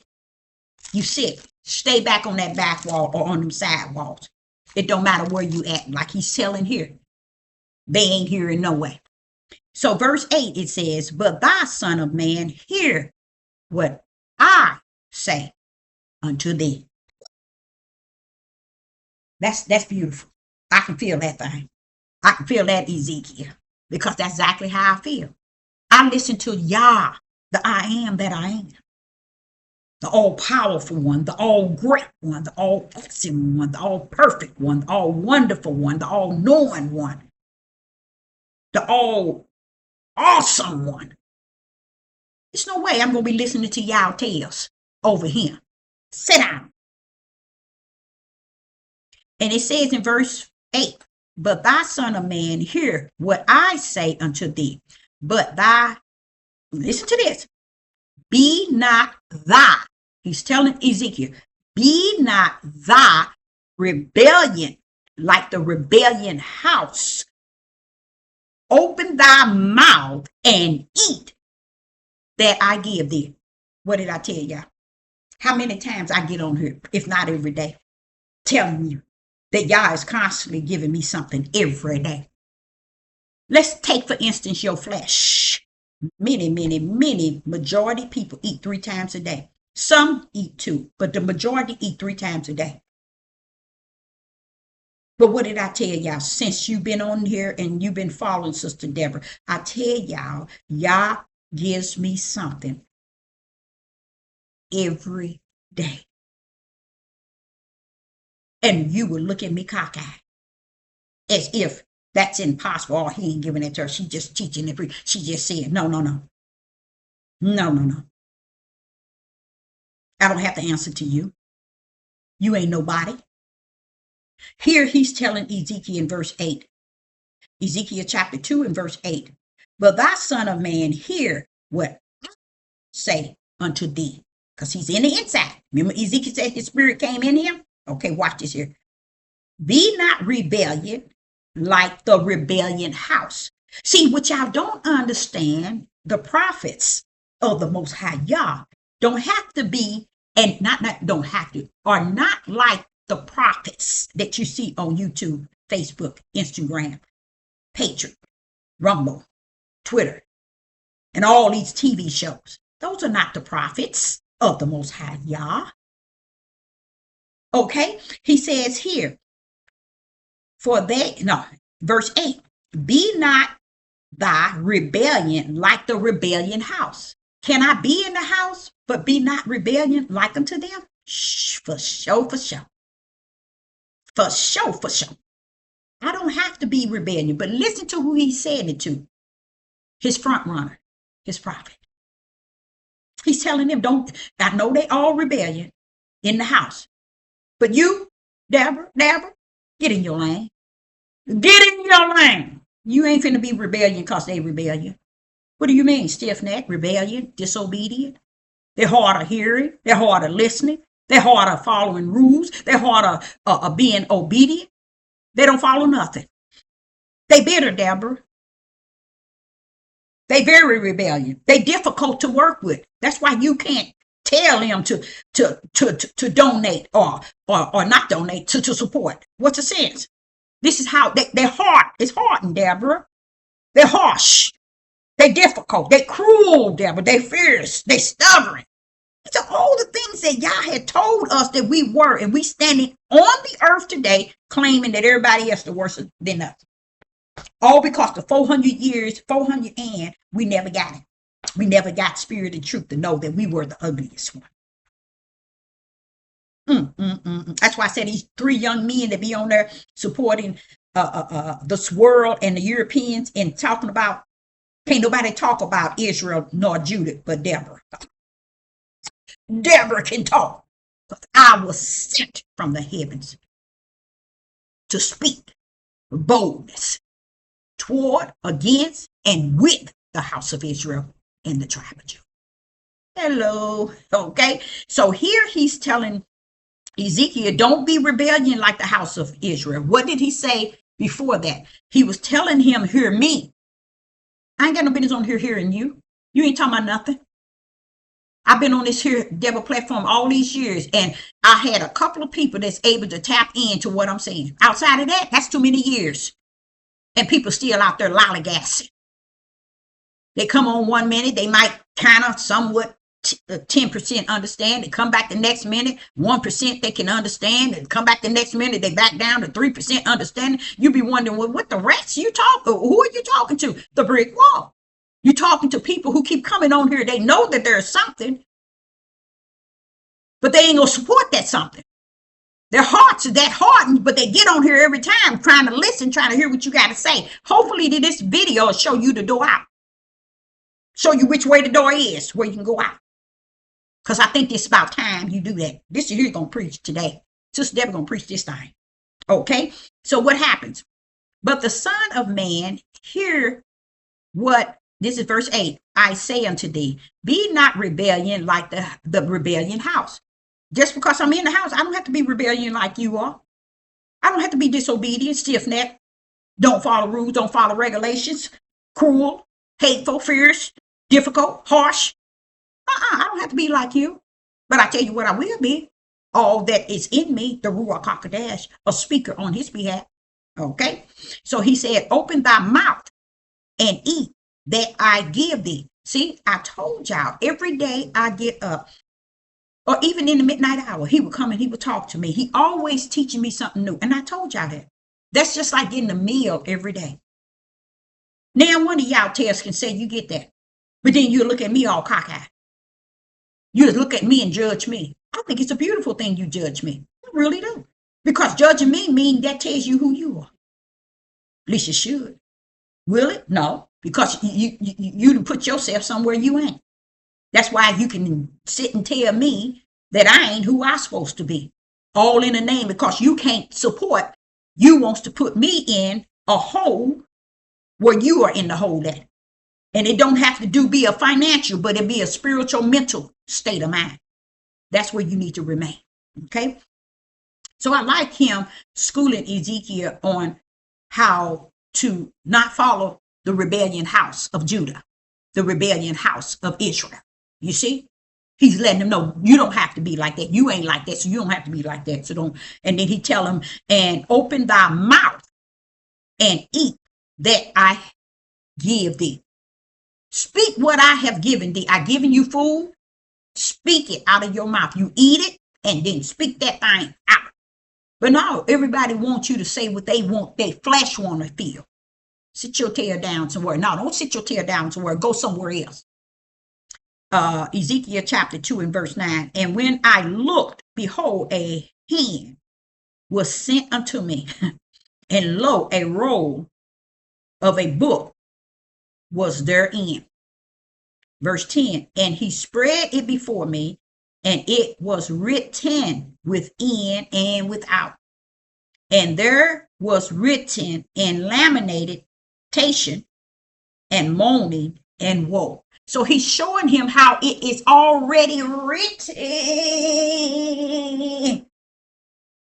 in the kingdom. You hear moaning, woe. You hear what else? What else was there? Lamentation in this book. Written therein. Let him know this ain't gonna be a cakewalk, Ezekiel. This ain't gonna be no cakewalk. Same like here. That's why I don't feed you ice cream and cake on here. I give you what the boldness of my Father implants and feeds me. Whether you like it or you don't, whether you're here or you're forbear, I don't give a rat's behind.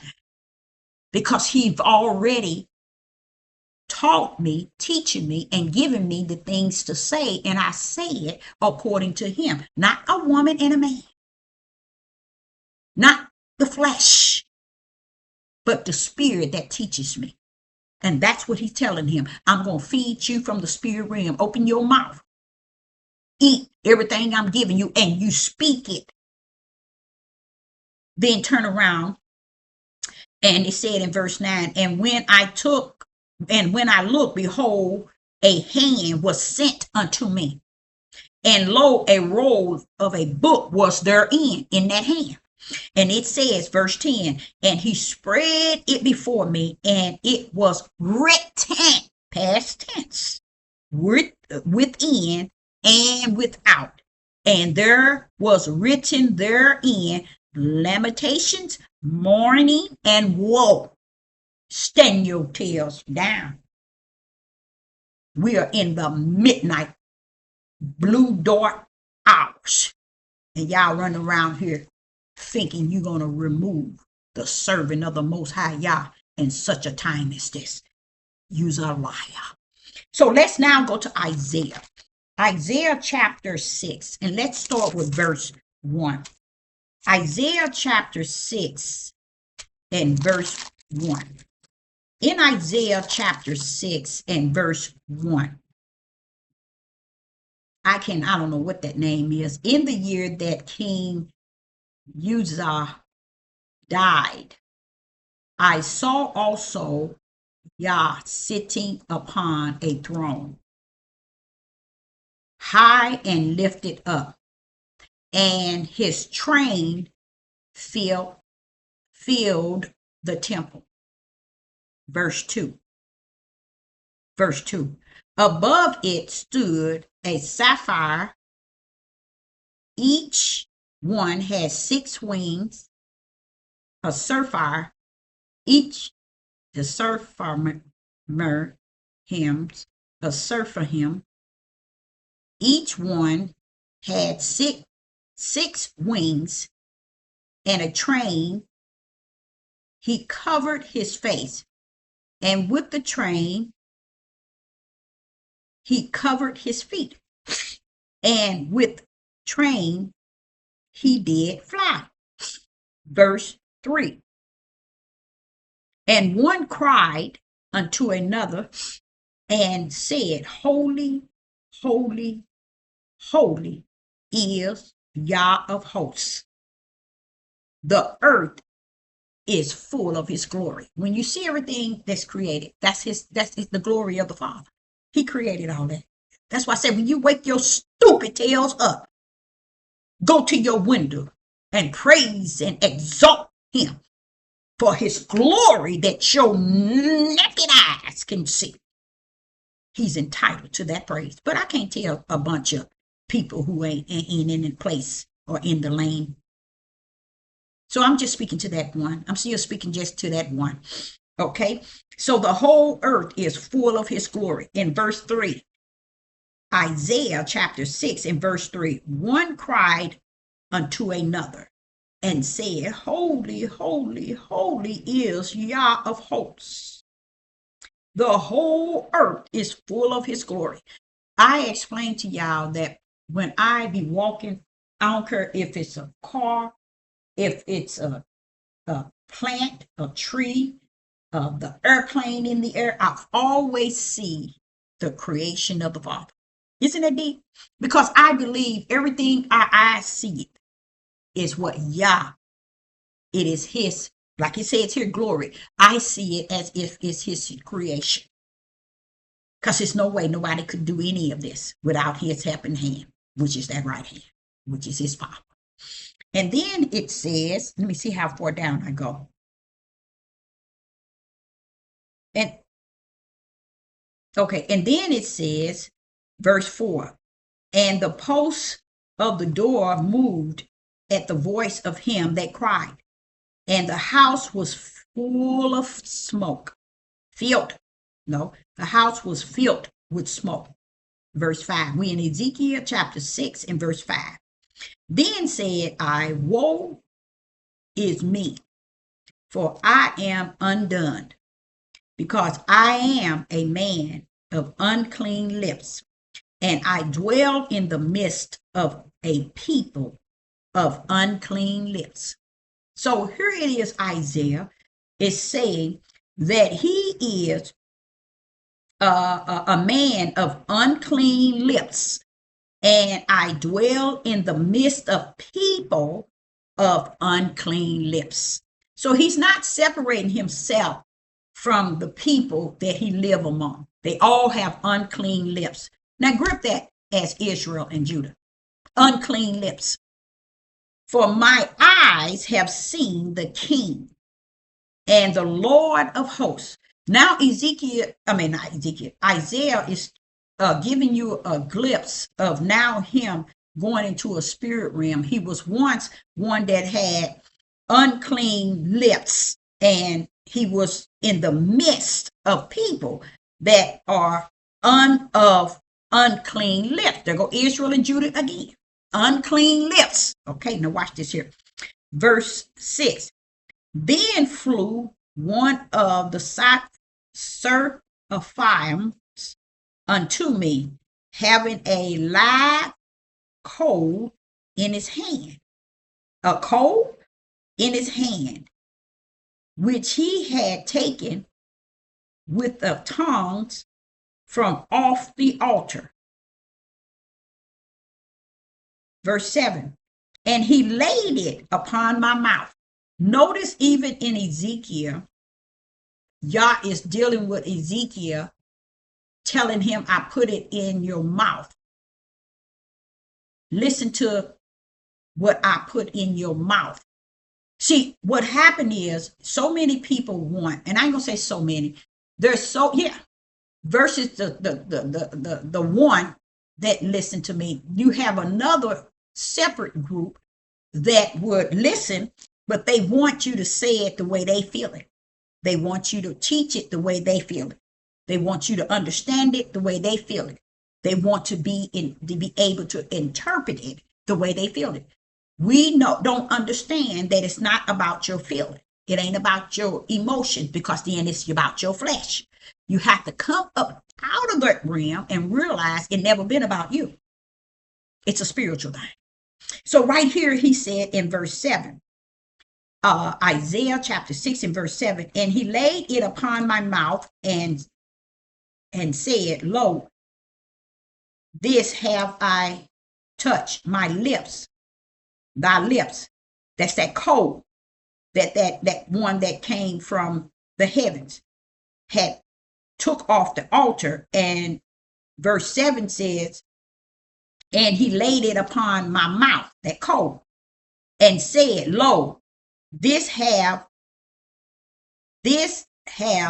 touched thy lips, and thy iniquity is taken away, and thy sin purged. Now you see how heaven is preparing Isaiah. You see how heaven is preparing Isaiah for the mission itself. Taking a coal off the altar, placing it onto his mouth so that it can erase his iniquity and his sins may be wiped away. Why? Because it's time for him to step into his mission, his spiritual mission. Does that mean that he'll never sin again? No, it's just telling you how Yah has set his up to come to the earth, to do his will when it's time. It's just Paul. Paul was kicked off his horse, that which he was riding, and he landed on the ground. He had to bring blindness to him. You see, y'all have to understand, Yahweh is not the way you want your flesh to receive what he says.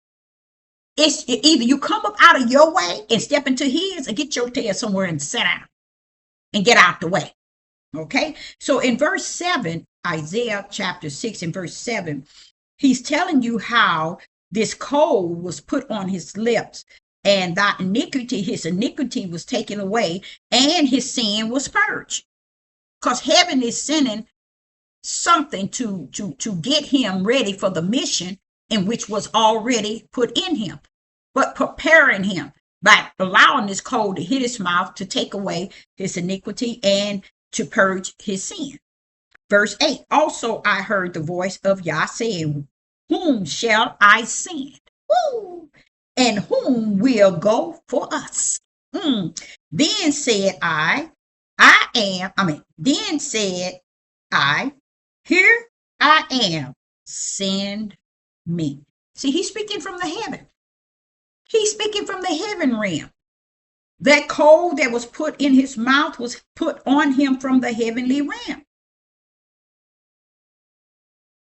So when he got down here, because it said it was a purging his sin and his iniquity. So he had to have come down already.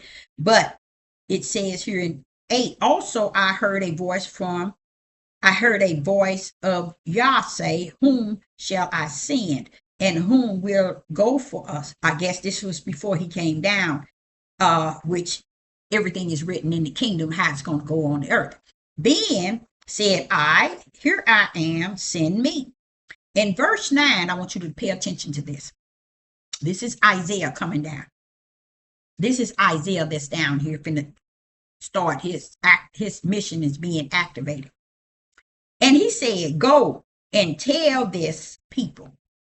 Look how he says it here. And like I say, they smeared it. They moved everything around. So just imagine if it says this here and Sister Deborah is bringing to the spirit realm, what is actually the power that rests her in? Spirit and truth. That's it. That's Yah. Bringing it to the surface of the fullness is what he's telling you it is. Okay. So when you get to where we at, verse 9, and he said, go and tell this people, hear ye indeed, but understand not. See, you thinking I'm sitting here saying, you're looking at me all cockeyed and brick wall. You think I'm just saying that for the hell of it? No. Ezekiel, Isaiah, and Jeremiah have experienced the brick wall, being looked at as cockeyed, standing on the forefront of the wall, standing on the back wall and on the side. They're experiencing everything that I am experiencing. But they lived to be able to be an example to what I am experiencing. And there are those that's still in the same lane. They're going to be an example. Okay, now listen to verse 9. And he said, go and tell this people, hear ye indeed, but understand not. How do you think that feels? If Yah call you and activate you and tell you to go speak to them, but when you speak to them, they ain't gonna hear. Or you gonna stand there and tell them, oh yeah, y'all hear, y'all get it, y'all holy, then y'all spirit and truth, y'all the light. Stop lying. That's what these people on this devil platform is for you that want to live that life. So what it said, hear ye indeed, that tell this people, hear ye indeed. He's telling them that Isaiah is going to speak to them and tell them to hear what he has to say about Yah. And guess what he said? But, this is the Father telling Isaiah, but understand not. They're not going to understand. Watch this here. And see ye indeed, but proceed not. See, because people think this thing is a flesh thing. Oh, I can see it and I can hear it and I got it. I understand it. Sit your tails down. There's two understanding. There's two wisdom. There's two knowledge. Each one has its place. One for the flesh and one for the spirit. You cannot pull up in the flesh and say you understand that which is in the spirit. This right here letting you know those that are of the flesh is not going to be able to hear what Isaiah is saying. Like I said, but I speak it in the boldness of today because today is darker than yesterday. I have to speak this way. Y'all said he ain't going to have it no other way. I can't come to you and speak to you the way you want to feel this time. Sit your tail down, get somewhere and sit down. In verse 9, and he said, go and tell this people, hear ye indeed, but understand not, and see indeed, but perceive not. Verse 10, make the heart of this people fat, and make their ears heavy, and shut their eyes, lest they see with an eye, with their eyes, and hear with their ears, and understand with their heart, and convert and be healed. What does he mean? These are the ones, like I say, that one.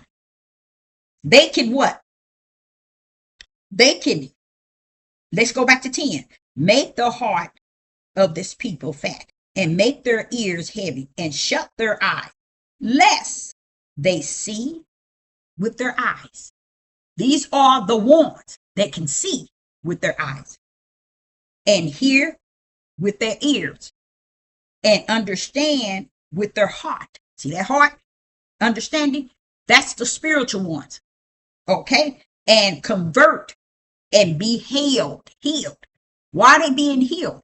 Because they were in the realm where they couldn't see. They couldn't hear.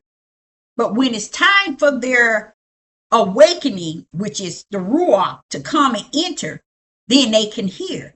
Then they can see. You see? This is what is, and then now their heart has been converted. That's speaking of the Holy Spirit. That's the only time you can be converted, by the Holy Spirit. All this mess that y'all being taught, you might as well go right back to the Catholics church. Not the Christians, but the Catholics. And then if you don't pan out, go on to the Christians. And if that don't pan out, go to Buddha. And if that don't, there's so many of them out there you can go to. Go to the one that soothes your heart in your flesh. Okay? So here in verse 11, it says, then said I, Lord, how long? And he answered, until the cities be waste without inhabitant, and the houses without man, and the land is utterly desolated. So he's telling this to Isaiah.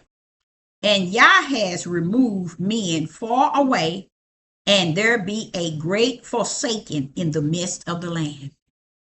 Verse 13, but ye in it shall be a tenth, and it shall return and shall be eaten as a, tail tree, and as a oak whose substance is in them, when they are cast their leaves. So the holy seed shall be the substance therein. See, that's what people don't understand. Notice here it says holy seed. These are the righteous one, y'all. Holy people. These are the righteous one. Many people are standing in the gap, proclaiming to be the holy seed, to be the holy people. And deal, holy seed and holy people are people that are holy from the inside out, not from the outside in. So you can wrap your head, you can do away with earrings, you can put your fringes on, you can put all your jewelry saying Yah on, you can do where your dress to is dragging dirt on the ground, and you can put anything on, and it ain't gonna change who you are, and who you're gonna be. It has to start from within. You can't take on the mission of Yah from the outside.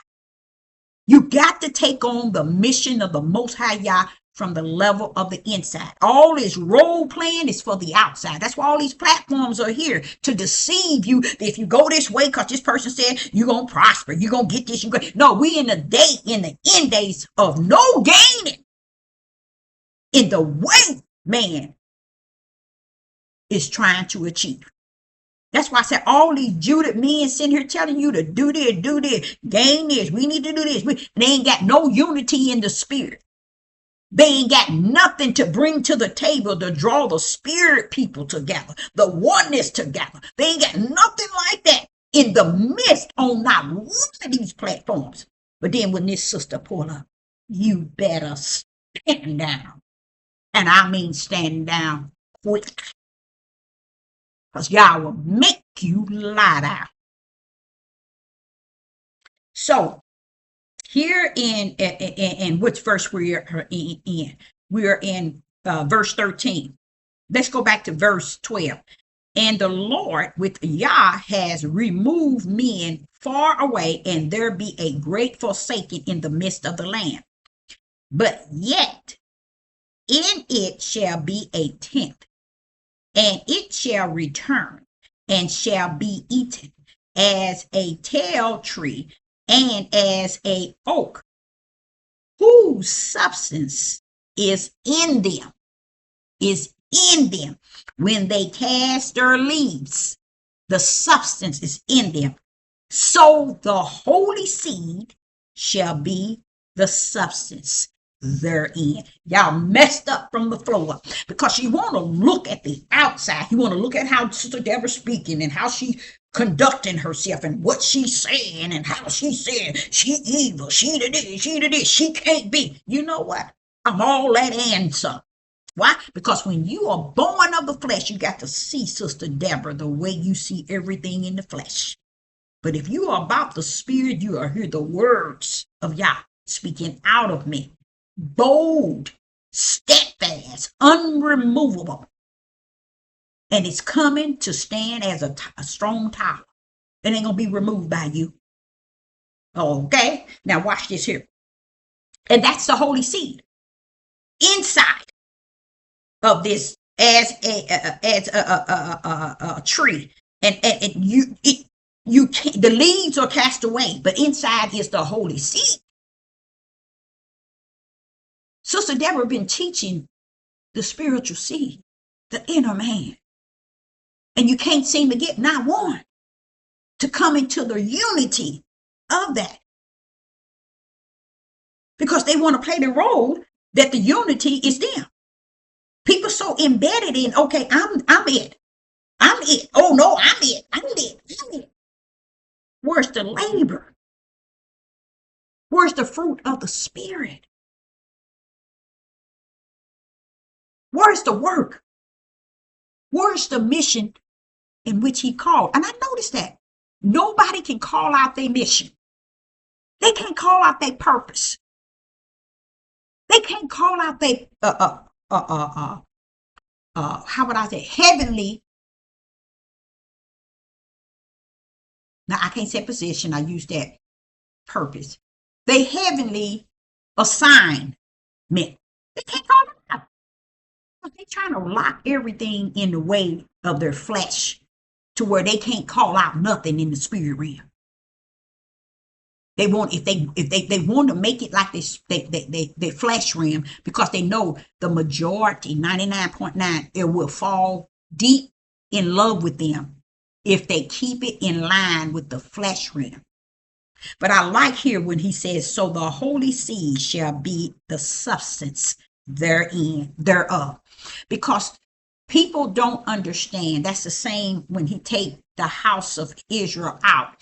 He's going to purge the rebels. He's going to take away the transgressors. So he's going to get the holy seed within.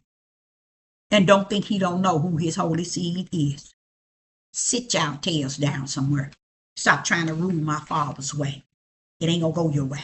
And if you don't have the Holy Spirit in you to teach you these things, sit your tail down and be a listener of those who come to teach you what the Spirit is saying.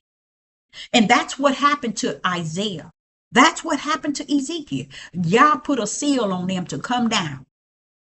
And when they were done doing what Yah had told them to say, he already knew they weren't going to live long. These people didn't live all 100 years and up in their elderly years. They didn't live long at all. But they lived long enough to come down on the earth to do or say what Yah had them to say. And nothing they said was to please you. Okay, the last one was the prophet Jeremiah. And let's go to Jeremiah chapter 1, verse 4 to 12. This is what the Father gave me. Many of you all will look at it, listen to it. It ain't even for you. What people do, they make it for them. and figure, hey, I'm in there now. You ain't nowhere. You ain't nowhere. Okay? Because when you deny Yah's servant, you deny him. Because he's coming, the servant is coming in the name of Father. Oh, yeah. See, y'all didn't know that, did you? You need to be checked. That's why. Okay.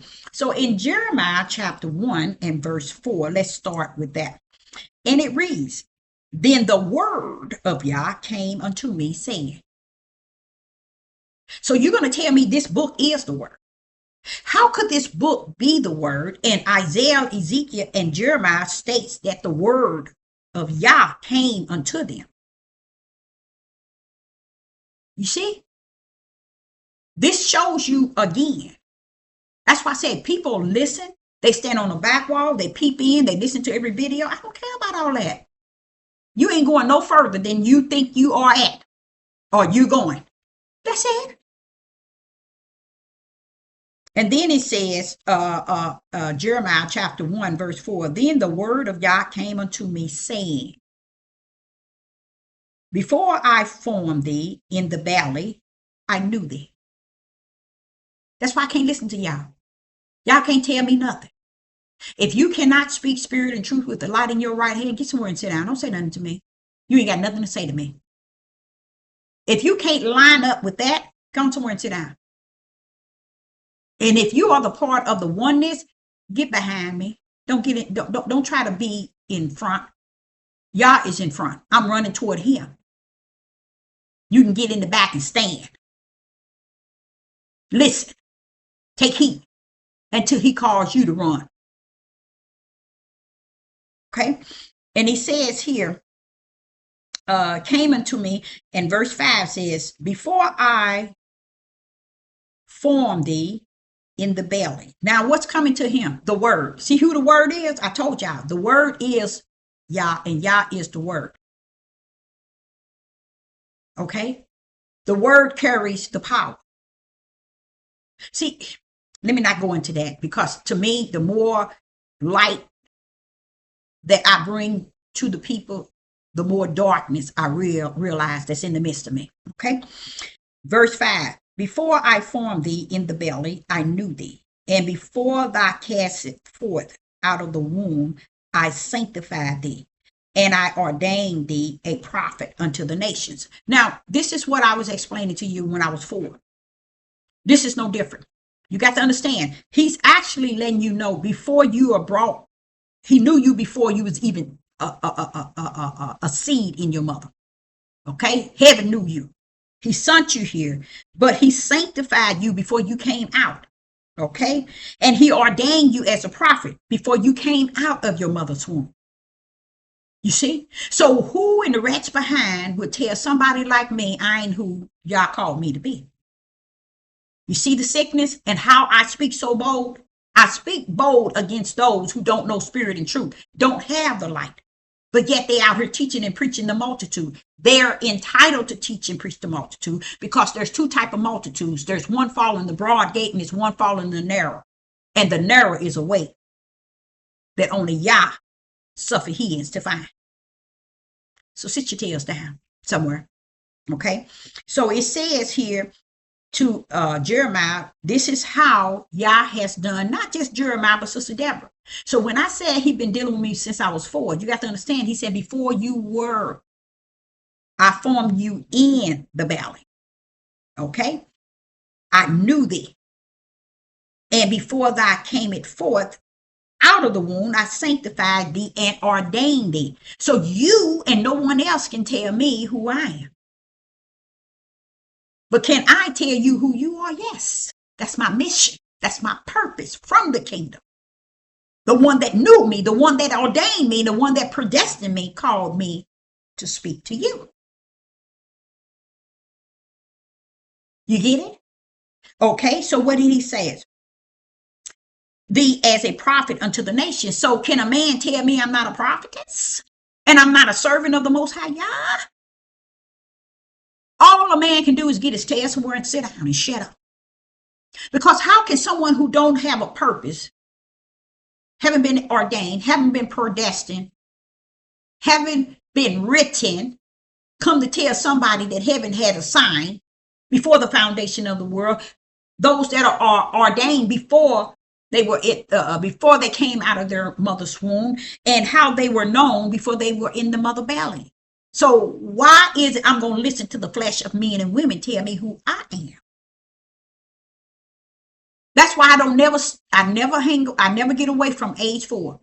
Now, it might have been way before, but age 4, I can remember feeling this thing.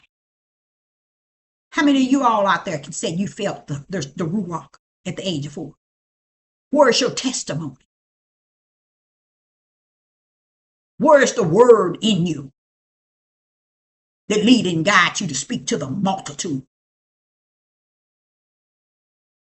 They have made room for you on the devil platform to speak this bold, because it's still saying the devil's platform, but the light still shining.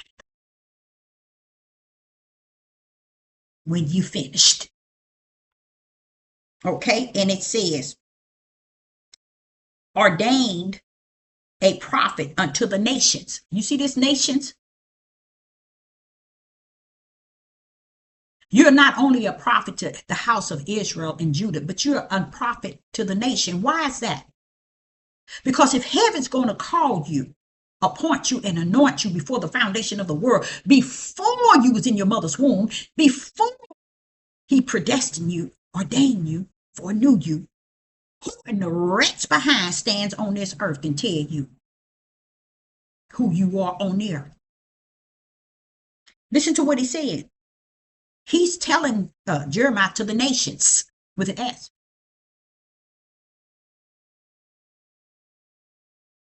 Is Sister Deborah for Israel and Judah? Sure I am. That means that the other nation have to double buckle down. They have to double buckle down. That's just how it is. That's how heaven orchestrated it. Will they buckle? Double buckle? No, they won't. But who cares? They're going to double buckle and some when the judgment comes. So that's all. That's something I am very hopeful. Not hopeful. I ain't even hopeful for that, because I already know that's the truth. The judgment is all that end day judgment. Oh, that eternal. It has to be. We can't sit on this earth and let evil have this type of dominion without no judgment. That's how they have taught many people. Oh, he ain't coming. Oh, it ain't that bad. Oh, we don't have to do this. Oh, we don't have to do that. They got your food. They have took everything you own. You have to pay for everything you work for. You got to pay it back to them.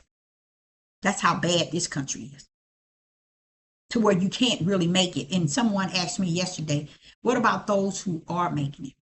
They're paying a lot of price of being wicked and evil.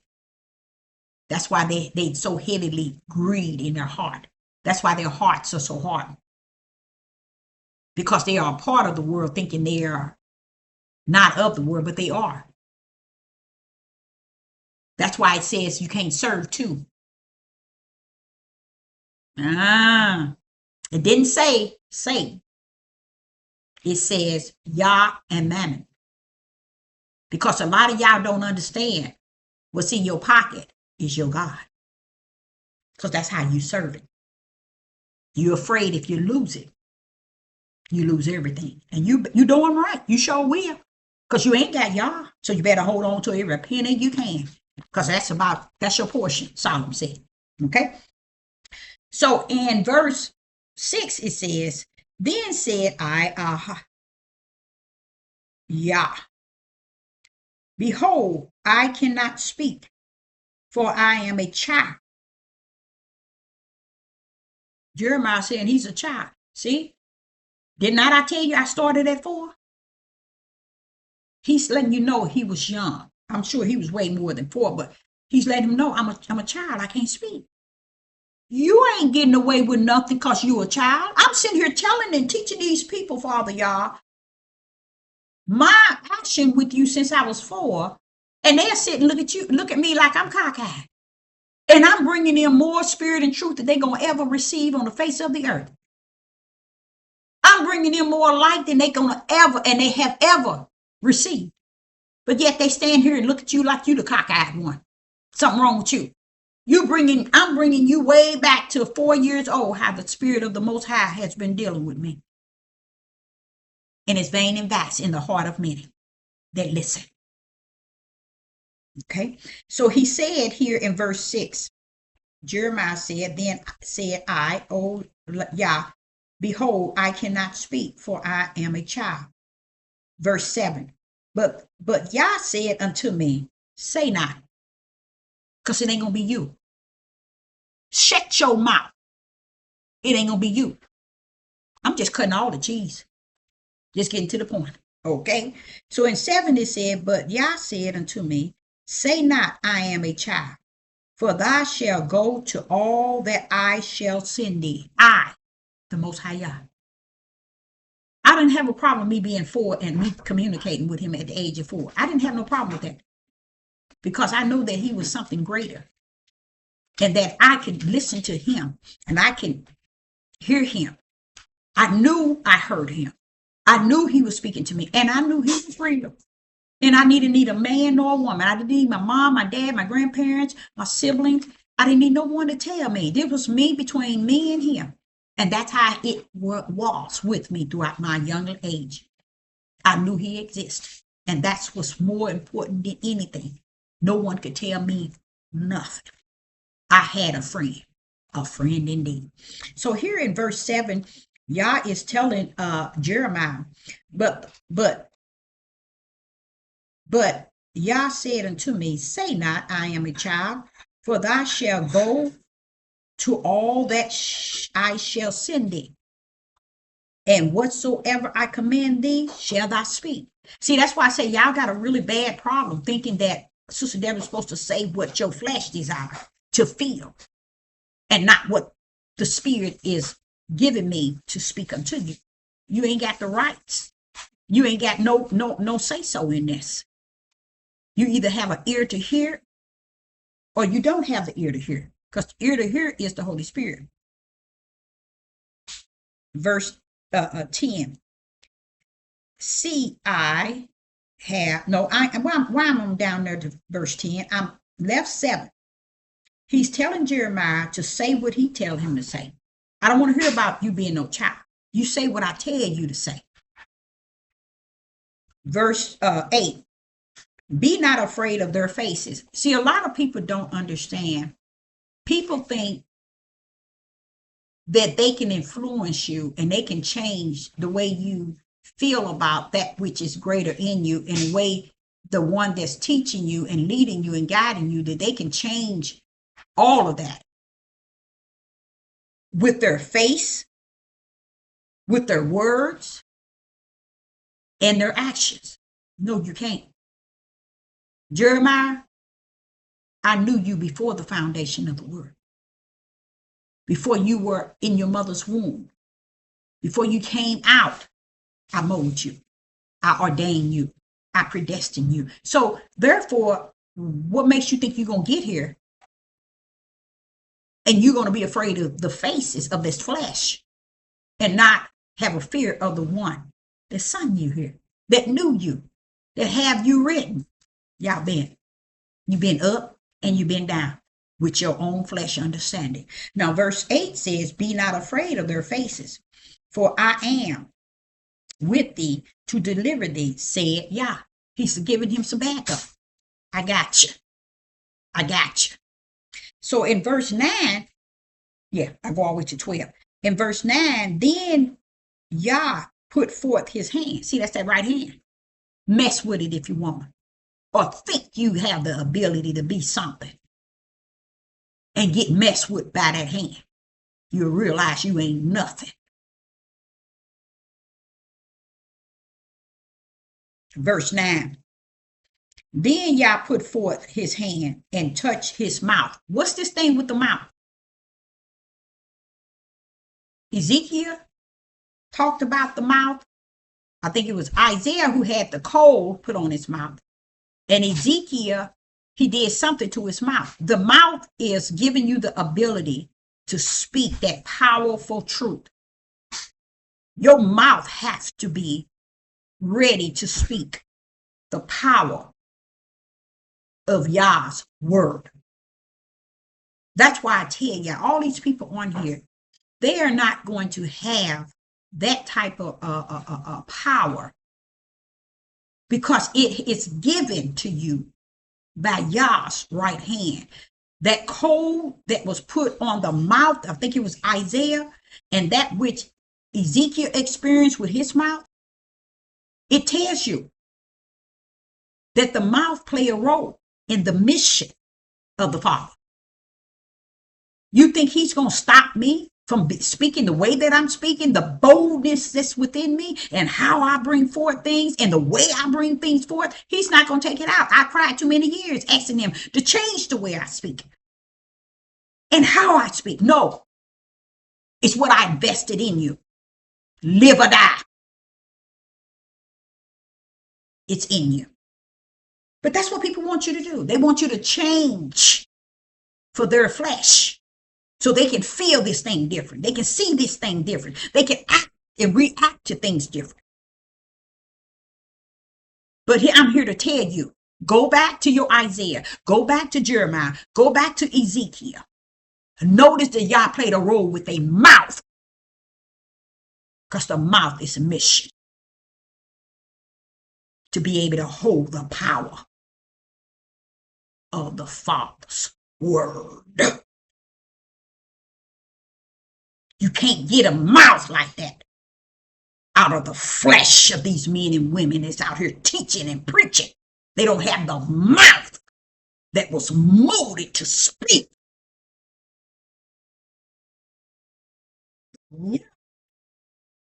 Of Yah.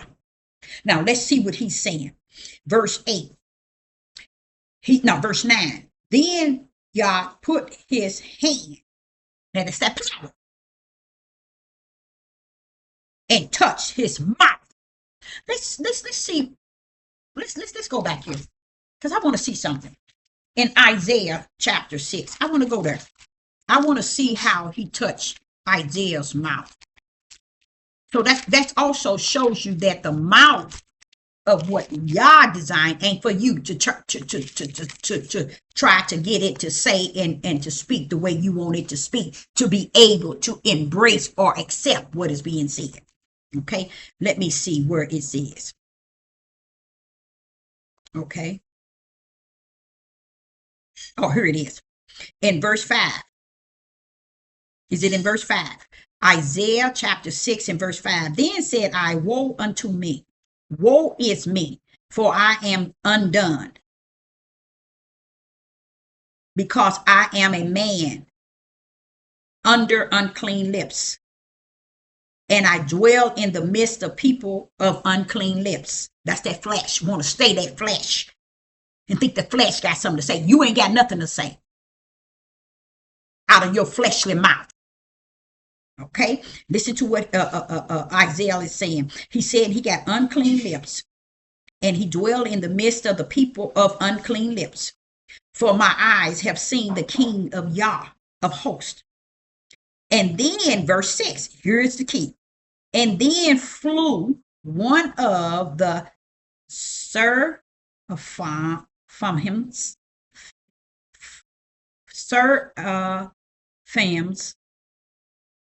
unto me, having a live coal. What is a live coal?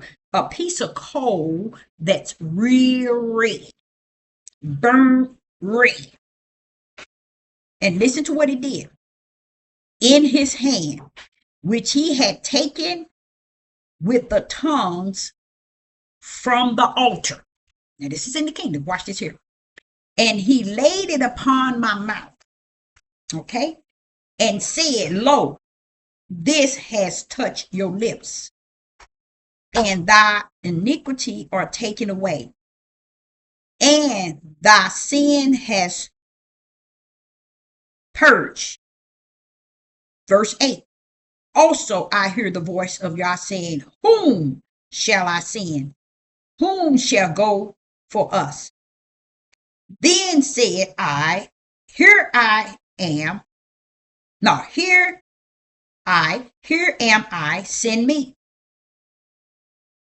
Verse 9. And he said, go and tell the people, hear ye indeed, understand not, see indeed, but perceive not.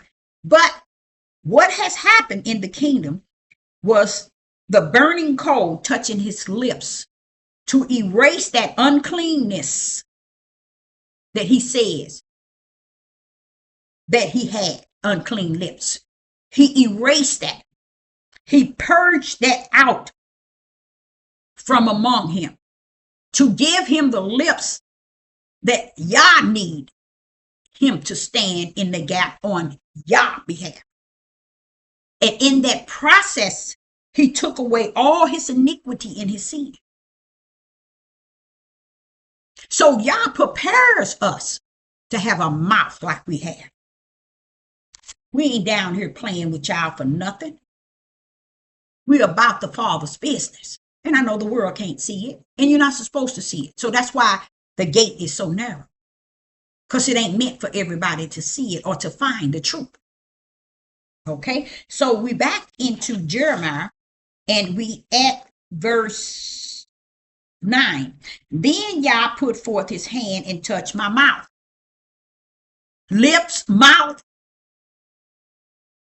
and Yah said unto me, behold, I have put my words in thy mouth, my word in thy mouth. See, they don't know that the power of that. They add s. Yah is the word. And then verse 10, see, I this day set thee over nations and over the kingdoms, and root out and pour down and destroy and throw down, to build and to plant. Jeremiah, he's a prophet. Look what all his mission consists of. Let's read it again. Verse 10. See, I this day set thee over the nations. You see, S, and over the kingdoms, to root out, to pour down, to destroy, to throw down, to build, and to plant.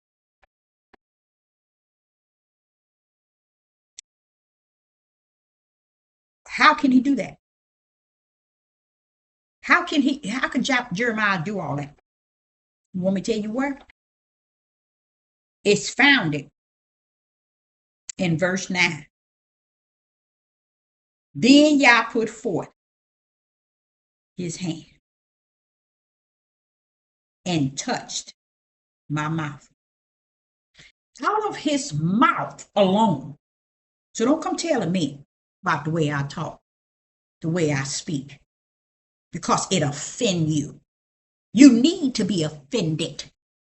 You got to understand which seed you are. Listen to verse 9. Then, we in Jeremiah chapter 1 and verse 9, then Yah put forth his hand and touched my mouth, and Yah said unto me, behold, I have put my word in thy mouth. Now listen to what I'm going to say.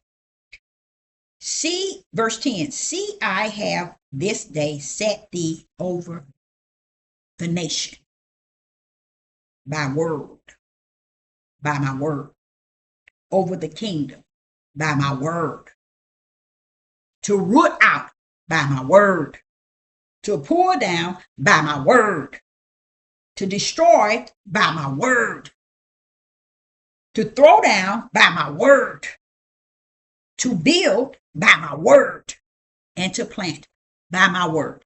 What do you mean, Deborah? Because that's what he put his hand on, his mouth. So the power of Jeremiah was his mouth. Stand down, every last one of your clowns. You had it wrong. See the power in why I can't talk the way you want me to talk, teach the way you want me to talk, preach this thing the way you want me to preach it. to soothe your itchy ears and your feelings and your personal opinion and your emotional. Sit down, you clowns. Verse 11. Moreover, the word of Yah came unto me. See how he turned around? The word. Now it's not S. Came unto me.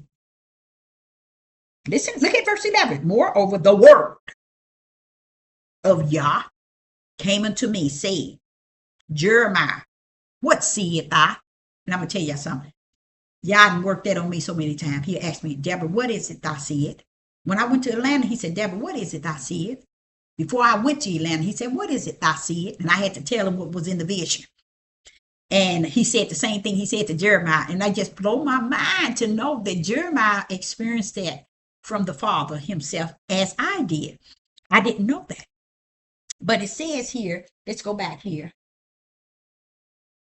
Let's go back here in Jeremiah chapter 11. Moreover, the word of Yah came unto me, saying, Jeremiah, what seest thou? And I said, I see a rod of an almond tree. Verse 12. Then said Yah unto me, Thou hast seen well. Thy well seen. He didn't say thy well seen. He told me thou see it well. That's what he tells me. When he's showing me a vision and I'm relaying to him what I see, he'll tell me if I see it well. I think that's beautiful. And he said here with Jeremiah in chapter 1 in verse 12, then said Yah unto me, Thou have well seen, for I will haste my words to perform it. See, you thinking that you're looking at Sister Deborah and you're listening to Sister Deborah and you're all cockeyed and so on.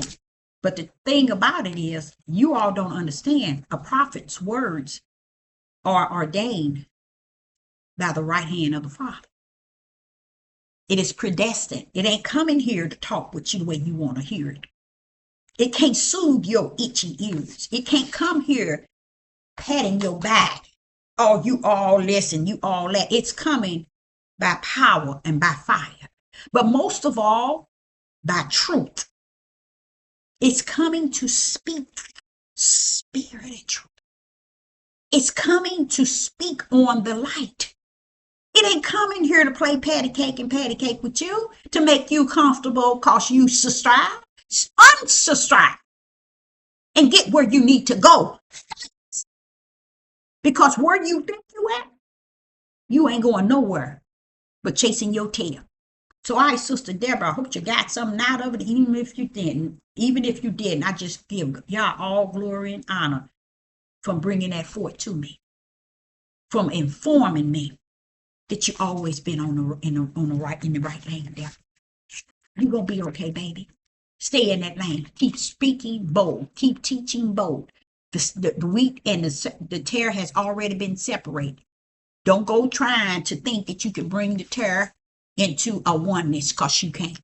The oneness is already created in itself. You keep speaking spirit and truth with the fullness of boldness. That which I put on your mouth, on your lip, speak.